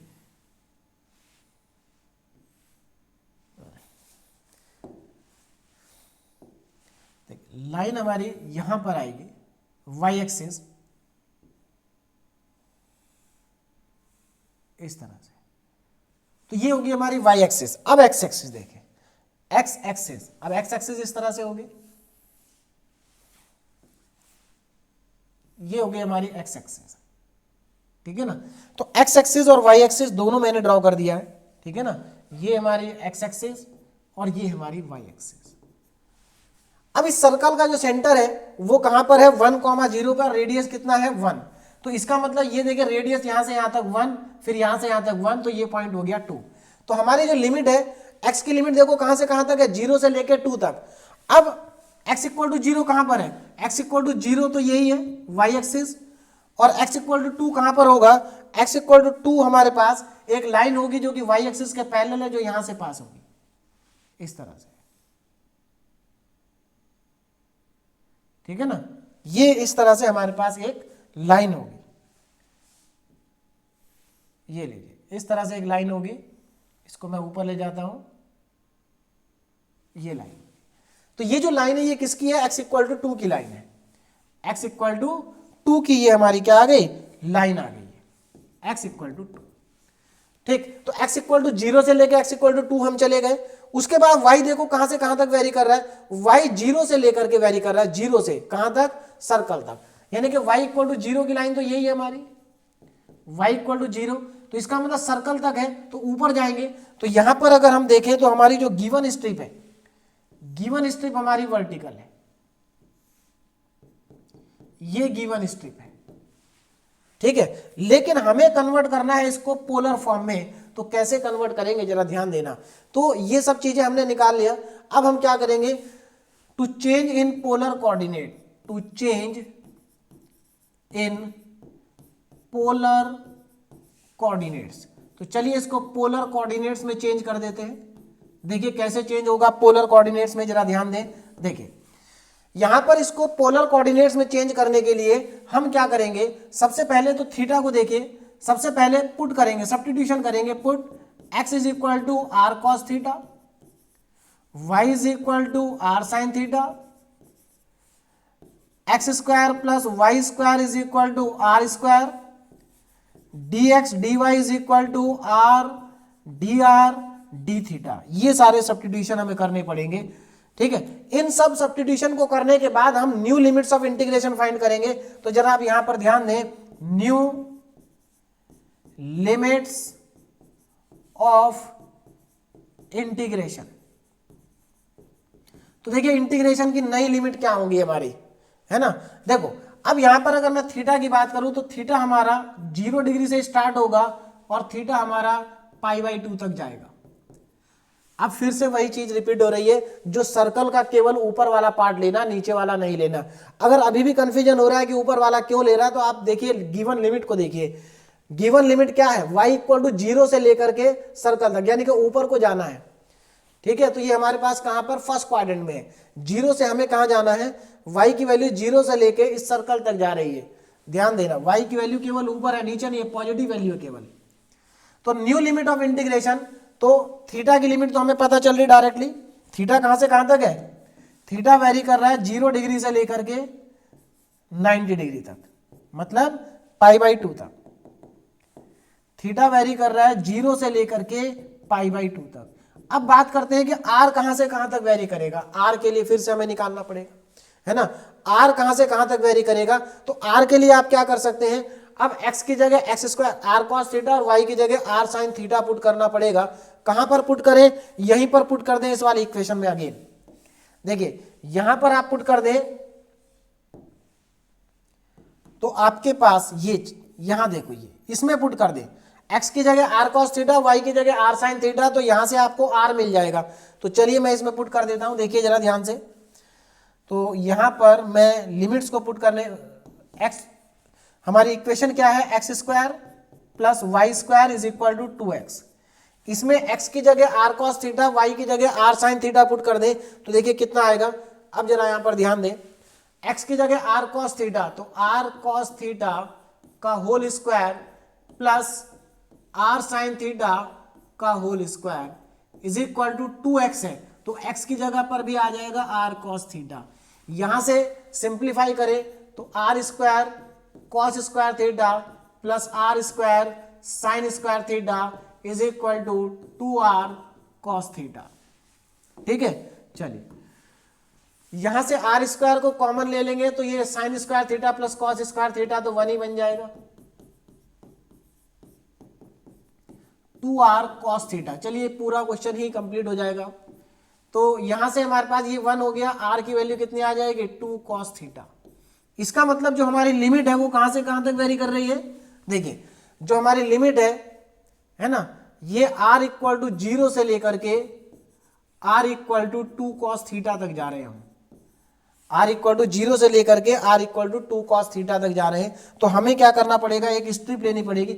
एक और इंपॉर्टेंट बात, देखिए मैं यहाँ पर दूसरा डायग्राम नहीं बना रहा हूँ, एक ही डायग्राम में दोनों स्ट्रिप को लगा रहा हूँ।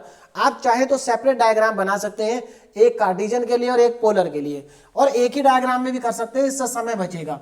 तो मैं यहाँ पर एक स्ट्रिप ले लेता हूँ यहाँ से ओरिजिन से। याद रखिए जब पोलर फॉर्म में स्ट्रिप लेते हैं तो हमेशा ओरिजिन से लेते हैं। ये हमारी न्यू स्ट्रिप हो गई। ये स्ट्रिप कहां से कहां तक वेरी कर रही है, देखिए यहां पर r की वैल्यू 0 है ओरिजिन पे, और यहां पर r की वैल्यू कितनी है, 2 cos थीटा। देखिए सर्कल की इक्वेशन पोलर फॉर्म में कितनी है, r equal to 2 cos theta. Actual में जो हम ये लिमिट निकालते हैं ना, जो हमारी ये लिमिट आई है r equal to 2 cos theta, तो एक्चुअल में जो ये सर्कल हमारे पास है, ये जो सर्कल हमारे पास है, इस सर्कल की जो पोलर फॉर्म में जो इक्वेशन है वो r equal to 2 cos theta है। ठीक है, देखिए कार्टेशियन फॉर्म में इसकी equation x square plus y square is equal to 2, ये है एक्स माइनस 1 का whole square plus y square equal to 1, ये कार्टेशियन फॉर्म में है। और इसी सर्कल की इक्वेशन पोलर फॉर्म में होगी r equal to 2 cos theta. तो सर्कल की इक्वेशन पोलर फॉर्म में r equal to 2 cos theta है। इससे पहले वाले क्वेश्चन में सर्कल की equation r equal to 2a cos theta आई थी। अब इसको आगे सॉल्व कर लेते हैं। देखिए आगे सॉल्व करते हैं तो लिमिट हमें पता चल गई, तो न्यू लिमिट्स ऑफ इंटीग्रेशन भी पता चल गया, सब कुछ हमें पता चल गया। अब हम फॉर्मूला लगाते हैं। देखिए तो हमें क्या इवेल्युएट करना था, इवेल्युएट करना था 0 से 2। देखिए अब मैं जो इवेल्युएट करना था वो लिखने जा रहा हूं, 0 से 2, दूसरा इंटीग्रल 0 से अंडर रूट में कितना था, अंडर रूट में 2x माइनस एक्स स्क्वायर, और फंक्शन था हमारा x dy dx, x dy dx divided by under root में x square plus y square, under root में x square plus y square is equal to. अब यहां पर देखो सारी चीजें कन्वर्ट कर देते हैं। तो पहले मैं इंटीग्रल का सिंबल लगा लूं। अब देखो लिमिट देखो, पहले थीटा की लिमिट कहां से कहां तक है, 0 से π/2 तक हम कैलकुलेट कर चुके हैं, 0 से π/2। r कहां से कहां तक है, 0 से लेकर के 2 cos थीटा तक। अब यहां पर देखो जरा, ये x dy dx आ रहा है, x की जगह क्या पुट करोगे, r cos theta. dy dx की जगह क्या पुट करेंगे, r dr d theta divided by under root में x square plus y square लिखा है, इसकी जगह क्या पुट करेंगे, आर स्क्वायर, तो अंडर रूट में आर स्क्वायर। ये हमारा सारा सब्स्टिट्यूशन हो गया। अब इसको थोड़ा सा सिंप्लीफाई करते हैं। यहीं पर देखो तो पहला इंटीग्रेशन 0 से π/2 ऐसे ही रहेगा, दूसरा इंटीग्रेशन 0 से 2 cos थीटा, ये भी अभी ऐसे ही रहेगा। अब यहां पर जरा ध्यान देना, ये अंडर रूट में आर स्क्वायर है, तो जब बाहर निकलेगा तो r निकलेगा, तो यानी कि ये r से ये r स्क्वायर कैंसिल हो जाएगा रूट के बाहर निकलने के बाद। आप ऐसे डायरेक्टली कैंसिल मत करना, पहले इसको रूट से बाहर निकाल लेना तब कैंसिल करना। तो यहां पर हमारे पास क्या बचेगा, r बचेगा और कॉस थीटा बचेगा। कॉस थीटा और डी थीटा हो जाएंगे कांस्टेंट क्योंकि r की लिमिट है। तो यहां पर मैं एक काम करता हूं, देखिए कॉस थीटा को हम कर देते हैं बाहर, यहां बचेगा हमारे पास r डी आर और डी थीटा। तो मुझे क्या करना है, पहले डी थीटा भी कांस्टेंट है बाहर लिख सकते हैं, तो ये आर डी आर का इंटीग्रेशन करना है। आर डी आर का इंटीग्रेशन देखिए कितना आएगा, यहां पर इंटीग्रेशन आ जाएगा मेरे पास, इसको अगर मैं इवेल्युएट करूंगा तो देखिए कितना आएगा। इवेल्युएट करने के बाद 0 से पाई बाई 2, 0 से पाई by 2 cos theta d theta और r का हो जाएगा आर स्क्वायर अपॉन 2 और लिमिट हो जाएगी मेरी 0 से लेकर के 2 कॉस थीटा, 0 से लेकर के 2 कॉस थीटा, है ना। चलिए एक मिनट, एक r हमारे पास x की जगह r कॉस थीटा आ गया, dy dx की जगह r dr डी थीटा आ गया और यहां पर r स्क्वायर, एक r स्क्वायर कैंसिल हो जाएगा, r स्क्वायर ठीक है। चलिए अब यहां पर देखो कितना आ जाएगा हमारे पास, इसको सिंप्लीफाई करते हैं आगे। 0 से पाई by 2 cos theta d theta, यहां पर देखिए 1/2, 1/2 को तो हम पहले बाहर कर सकते हैं, कांस्टेंट है। 1/2 को हम पहले ही बाहर लिख सकते हैं क्योंकि ये कांस्टेंट है, ठीक है ना। चलिए तो cos theta d theta r square की जगह 2 कॉस थीटा पुट करेंगे तो ये हमारे पास बन जाएगा 4 कॉस स्क्वायर थीटा और -0। अब इसको सिंप्लीफाई करके लिखे नेक्स्ट लाइन में, मतलब हमने क्या किया, upper limit minus lower limit किया। 2 पहली बार आ गया था, r की जगह पर 2 कॉस थीटा रखेंगे, 2 कॉस थीटा का स्क्वायर 4 कॉस स्क्वायर थीटा हो जाएगा। चलिए अब यहां पर देखो कितना आ गया, 1/2 0 से लेकर के पाई बाई 2 और ये 4 कॉस स्क्वायर थीटा है, कितना है 4 कॉस स्क्वायर थीटा। तो इसको मैं लिख सकता हूं 4 और cos theta cos square theta cos cube theta and d theta, cos cube theta and d theta. अब आगे देखें, देखिए 4 को बाहर कर लेते हैं तो 4/2 लिमिट हमारी 0 से लेकर के पाई बाई 2 तक आएगी और यहां पर ये बचेगा हमारे पास cos cube theta and d theta. देखिए फिर से इस इंटीग्रेशन को चाहें तो आप क्लास 12th वाले मेथड से कैलकुलेट कर सकते हैं और ये तो फिर भी काफी आसान है क्योंकि ये कॉस क्यूब थीटा, यहां पर आप cos 3 थीटा वाला फॉर्मूला लगा देंगे, cos 3 थीटा और cos 3 थीटा का फॉर्मूला लगाने के बाद आप इसको इंटीग्रेट कर सकते हैं। इंटीग्रेशन करने के बाद आपकी जो वैल्यू है वो आपको मिल जाएगी, इंटीग्रेशन के बाद वैल्यू आपको मिल जाएगी। तो इसकी जो वैल्यू हमारे पास आएगी, देखिए क्या होगी, जरा ध्यान देना। इसकी वैल्यू हमारे पास आएगी cos cube theta d theta. देखिए बाहर तो हमारे पास कितना है 2, तो 2 इंटू, अब देखो कॉस क्यूब थीटा, ये जो इंटीग्रेशन हमारे पास लिखा हुआ है इसकी वैल्यू मैं अभी डायरेक्टली आपको बता रहा हूं। फिर से हम जब 2 लेक्चर के बाद बीटा गामा फंक्शन पढ़ेंगे तो इस तरह के सभी इंटीग्रल को कैसे कैलकुलेट किया जाता है, एक्चुअल में हमारे पास इनके लिए डायरेक्ट फॉर्मूला होता है। फॉर्मूले में वैल्यू पुट करो, तुरंत एक ही लाइन में आंसर आएगा। तो यहां पर हमारे पास इसकी वैल्यू होती है 2/3, 2/3, यानी कि अगर लिमिट 0 से पाई बाई 2 है तो cos cube theta d theta की वैल्यू 2/3 आती है। तो यहां पर फाइनली हमारे पास आंसर आ जाएगा 4/3। देखिए आप इसको चाहे तो बहुत आसान इंटीग्रल है, 12th के मेथड से कैलकुलेट कर सकते हैं, लेकिन मैं ये कहूंगा कि करने की जरूरत नहीं है क्योंकि 2 लेक्चर के बाद हम इन सब के लिए डायरेक्ट फार्मूला पढ़ेंगे, डायरेक्ट फार्मूला पढ़ेंगे। तो मेरे पास जो फाइनली इस क्वेश्चन का आंसर आ गया, देखिए क्वेश्चन क्या था हमारे पास, इस क्वेश्चन का आंसर हमारे पास देखिए आ गया है 0 से 2, दूसरा इंटीग्रल 0 से लेकर के अंडर रूट में 2x माइनस एक्स स्क्वायर और x dy dx अपॉन में under root x square plus y square, और इसकी वैल्यू हमने इवेल्युएट कर ली है, ये वैल्यू आ रही है 4/3, 4/3। तो मेरे ख्याल से सभी को समझ में आ गया होगा, है ना, सिंपल क्वेश्चन है एकदम। तो ये हमारा फाइनल आंसर है। तो ये जो सर्कल मैंने किया है इसको ध्यान रखें, मैं 2 लेक्चर के बाद बताऊंगा आपको, ठीक, तो ये क्वेश्चन भी हमारा कंप्लीट हो गया। अब आज का हमारा लास्ट क्वेश्चन है ना, लास्ट क्वेश्चन जरा ध्यान से देखें क्या है इस क्वेश्चन में। इस क्वेश्चन में देखो लिमिट नहीं दी है, ये थोड़ा सा चेंज है। इवेल्युएट द इंटीग्रल, इस इंटीग्रल को इवेल्युएट करना है और यहां पर हमें लिमिट नहीं दी गई है, कोई बात नहीं, लिमिट हमें अपने आप फाइंड करनी है। ds dy by changing into polar coordinate, polar coordinate में चेंज करना है। Where r is the region in xy plane, अब यहां पर जो रीजन है ना वो xy प्लेन में है and bounded by the circle. देखो यहां पर आपको दो सर्कल दिए गए हैं, जो रीजन है वो इन्हीं दोनों सर्कल से बाउंडेड है। एक सर्कल ये रहा और दूसरा सर्कल ये रहा। इन दोनों सर्कल के बीच का जो एरिया है ना वो हमारा रिक्वायर्ड रीजन है। चलिए तो स्टार्ट करते हैं क्वेश्चन को। देखिए तो सबसे पहले जो डबल इंटीग्रल है उसको मैं लिख लेता हूं। डबल इंटीग्रल मेरे पास है over the region r under root में एक्स स्क्वायर,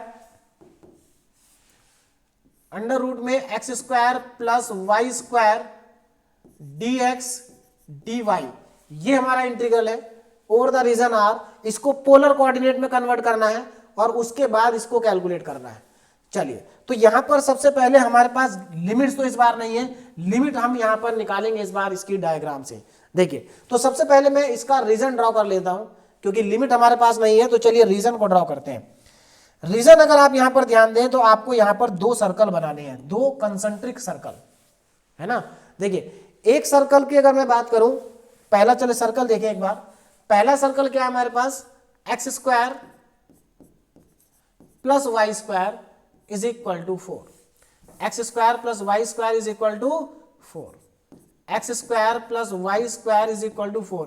आप सब जानते हैं कि ये एक सर्कल है जिसका रेडियस 2 है और सेंटर कहां पर होगा, ओरिजिन पे होगा। दूसरा सर्कल है x square plus y square, ये एक ऐसा सर्कल है जिसका सेंटर ओरिजिन पे है और रेडियस कितना है, 3 है। तो मैं एक काम करता हूं, इन दोनों के लिए स्केच बना लेता हूं, इन दोनों का ग्राफ बना देता हूं। तो चलिए इन दोनों का ग्राफ बनाते हैं। देखिए कैसा बनेगा इन दोनों का ग्राफ। दो सर्कल हमें बनाने होंगे, दो सर्कल ड्रॉ करेंगे पहले। देखिए सपोज एक सर्कल मेरा ये रहा, ठीक है, दूसरा सर्कल, तो एक सर्कल और बनाएंगे।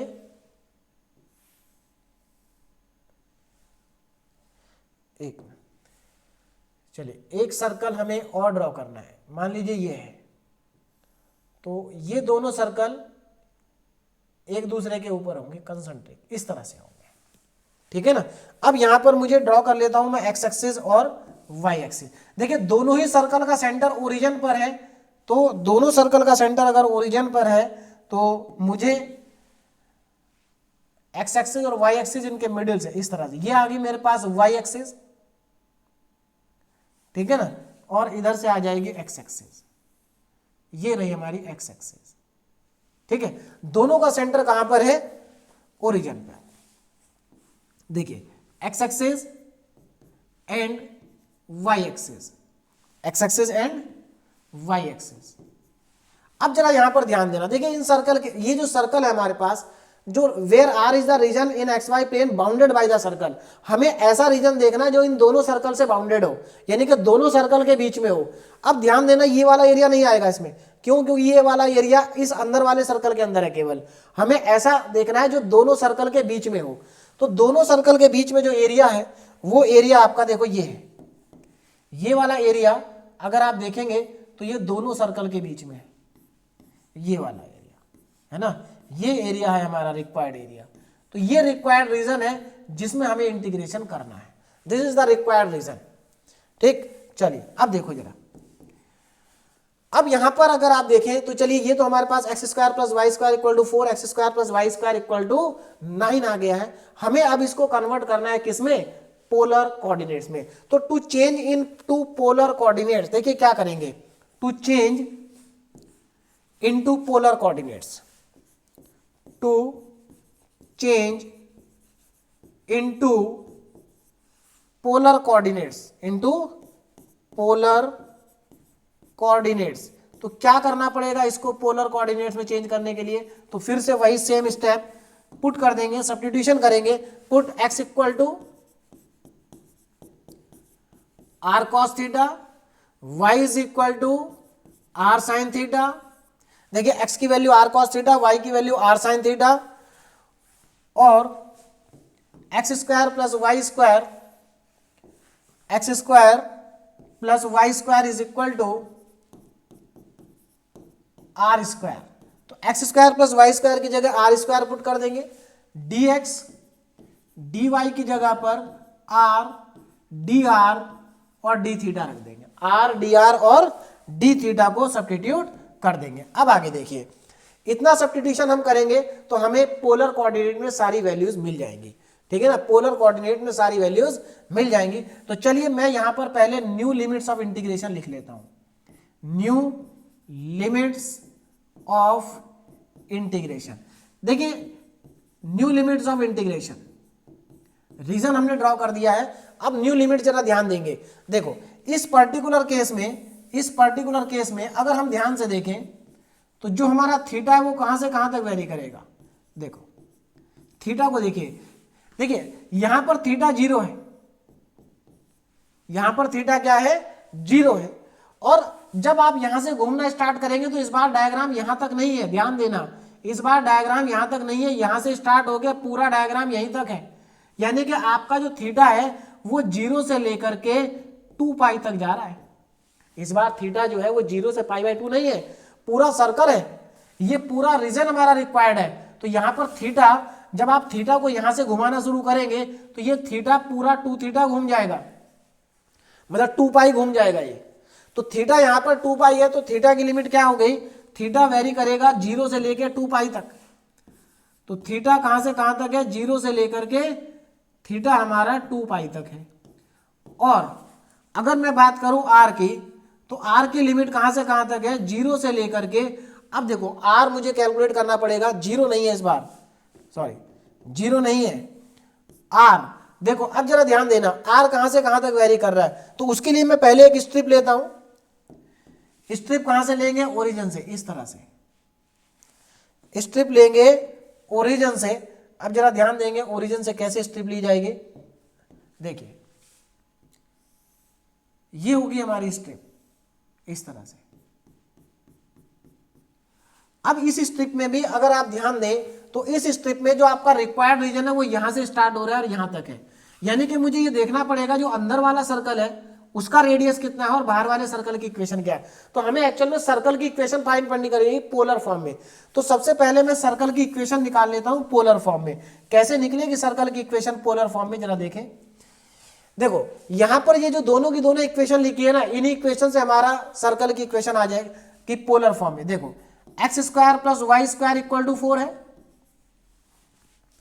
अब एक काम करो, देखिए x square plus y square की जगह क्या रख दो, आर रख दीजिए। तो यहां पर मेरे पास r square is equal to 4 आ जाएगा। तो यहां से आर की वैल्यू आएगी 2। कितनी आएगी, 2। अब दूसरे सर्कल की इक्वेशन में देखो, दूसरे सर्कल की इक्वेशन क्या है, दूसरे सर्कल की इक्वेशन है x square plus y square is equal to 9। अब सब्स्टिट्यूशन क्या करना है, एक्स स्क्वायर वाई स्क्वायर की जगह आर स्क्वायर रख दो। तो r square is equal to 9, इसका मतलब आर इक्वल टू 3।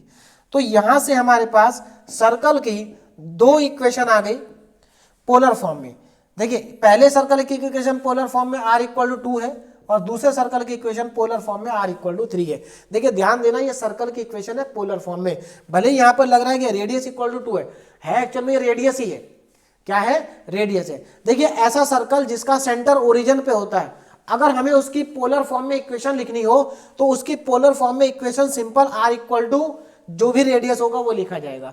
तो एक्चुअल में r इक्वल टू 2, इसका मतलब केवल ये नहीं है कि रेडियस 2 है, इसका मतलब ये भी है कि ये एक ऐसे सर्कल की इक्वेशन है जिसका रेडियस 2 है और ये पोलर फॉर्म में है। तो हमें पोलर फॉर्म में दोनों की इक्वेशन पता चल गई। तो इसका मतलब हमारी जो लिमिट है वो कहां से कहां तक वेरी कर रही है। अब हमें लिमिट पता चल गई। तो न्यू लिमिट ऑफ इंटीग्रेशन, पहली लिमिट तो 0 से होगी हमारी 2 पाई तक और दूसरी लिमिट हो गई हमारी r की वैल्यू कहां से कहां तक, 2 से लेकर के वेरी करेगा r 3 तक। r कहां से कहां तक वेरी करेगा, 2 से लेकर के 3 तक। अब बस हमें इन लिमिट को अप्लाई करना है और क्वेश्चन तुरंत सॉल्व हो जाएगा। चलिए अब अगली स्लाइड में इसको फाइनली देखिए, नेक्स्ट स्लाइड पे ये क्वेश्चन हमारा क्या होगा, कंप्लीट हो जाएगा।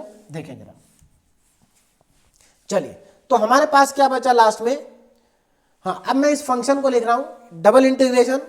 देखिए क्या है हमारे पास, double integration over the region r, function क्या है, अंडर रूट में x square plus y square, under root में x square plus y square dx dy, dx dy, इसको मुझे कन्वर्ट करना है पोलर फॉर्म में। तो ये सारे सब्स्टिट्यूशन के साथ मैं इसको पोलर फॉर्म में कन्वर्ट कर रहा हूं। तो देखिए जरा, सबसे पहले लिमिट, तो लिमिट देखिए कहां से कहां तक है, थीटा कहां से कहां तक वेरी कर रहा है, 0 से लेकर के 2 पाई तक वेरी कर रहा है। आर कहां से कहां तक वेरी कर रहा है, 2 से लेकर के 3 तक वेरी कर रहा है। अच्छा अब देखो फंक्शन में लिखा अंडर रूट में x square plus y square, x square plus y square की जगह क्या सब्स्टिट्यूशन करते हैं, आर स्क्वायर। तो यहां पर मैं लिखूंगा आर स्क्वायर अंडर रूट में। उसके बाद आप देखें dx dy, इसकी जगह क्या पुट करेंगे, are d r d theta, are d r and d theta, और बस इसको कर लेंगे सॉल्व। देखिए चलिए इसको सॉल्व करते हैं, 0 से लेके 2 पाई तक है ना, और 2 से लेकर के 3 तक। देखो यहां से root under root r square लिखा है, तो आर बाहर आएगा और आर मल्टीप्लाई करेंगे तो r square and d r, और डी थीटा को चाहे तो आप इंटीग्रेशन से बाहर कर दे अंदर वाले से। तो अब इस अंदर वाले इंटीग्रेशन का अंदर वाला इंटीग्रल देखिए, ये आर स्क्वायर का इंटीग्रेशन 0 से 2 पाई, और आर स्क्वायर का हो जाएगा आर की पावर 3 अपॉन 3, और लिमिट हो जाएगी 2 से लेकर के 3 तक, 2 से 3। ठीक है, चलिए अब आगे देखो नेक्स्ट स्टेप में, यहां पर अब मैं इसको इंटीग्रेशन कर रहा हूं 0 से लेकर के 2 पाई, 0 से 2 पाई डी थीटा। अब लिमिट लगाते हैं। देखिए लिमिट लगाने से पहले यहां से देखो जरा ध्यान दीजिए, ये जो 3 है ये कांस्टेंट है, इसको बाहर कर लेते हैं पहले ही, 3 को इंटीग्रेशन से बाहर निकाल दिया। अब यहां केवल आर क्यूब बचा। अब आर क्यूब में आप अपर लिमिट रखेंगे तो 3 की पावर 3 आएगा माइनस 2 की पावर 3 आएगा, ये हमारे पास आ जाएगा। ठीक है, अब आगे देखें तो नेक्स्ट स्टेप में क्या आ जाएगा, 1/3, और यहां पर 0 से 2 पाई, 3 की पावर 3 हो जाता है 27, तो 27 माइनस 8 और डी थीटा, माइनस 8 और डी थीटा। तो यहां पर देखिए अब हमारे पास क्या आ जाएगा, जरा ध्यान दें। देखिए ये 1/3 तो बाहर है, 1/3 बाहर है, ये बचेगा 19, तो 19 को भी इंटीग्रेशन से बाहर कर देते हैं तो 19/3 हो जाएगा बाहर, और इंटीग्रेशन हो जाएगा 0 से 2 पाई डी थीटा, और डी थीटा का इंटीग्रेशन होता है थीटा, तो हमारे पास आ जाएगा 19/3 थीटा, लिमिट 0 से 2 पाई, लिमिट 0 से 2 पाई। अब देखिए कितना आंसर आ जाएगा, यहां upper limit minus lower limit कर देंगे तो 19/3 और 2 पाई माइनस 0, 2 पाई माइनस 0, तो ये कितना आ गया, देखिए 19 2 38 अपॉन 3 पाई, ये हमारा फाइनली इसका क्या आ गया, आंसर आ गया।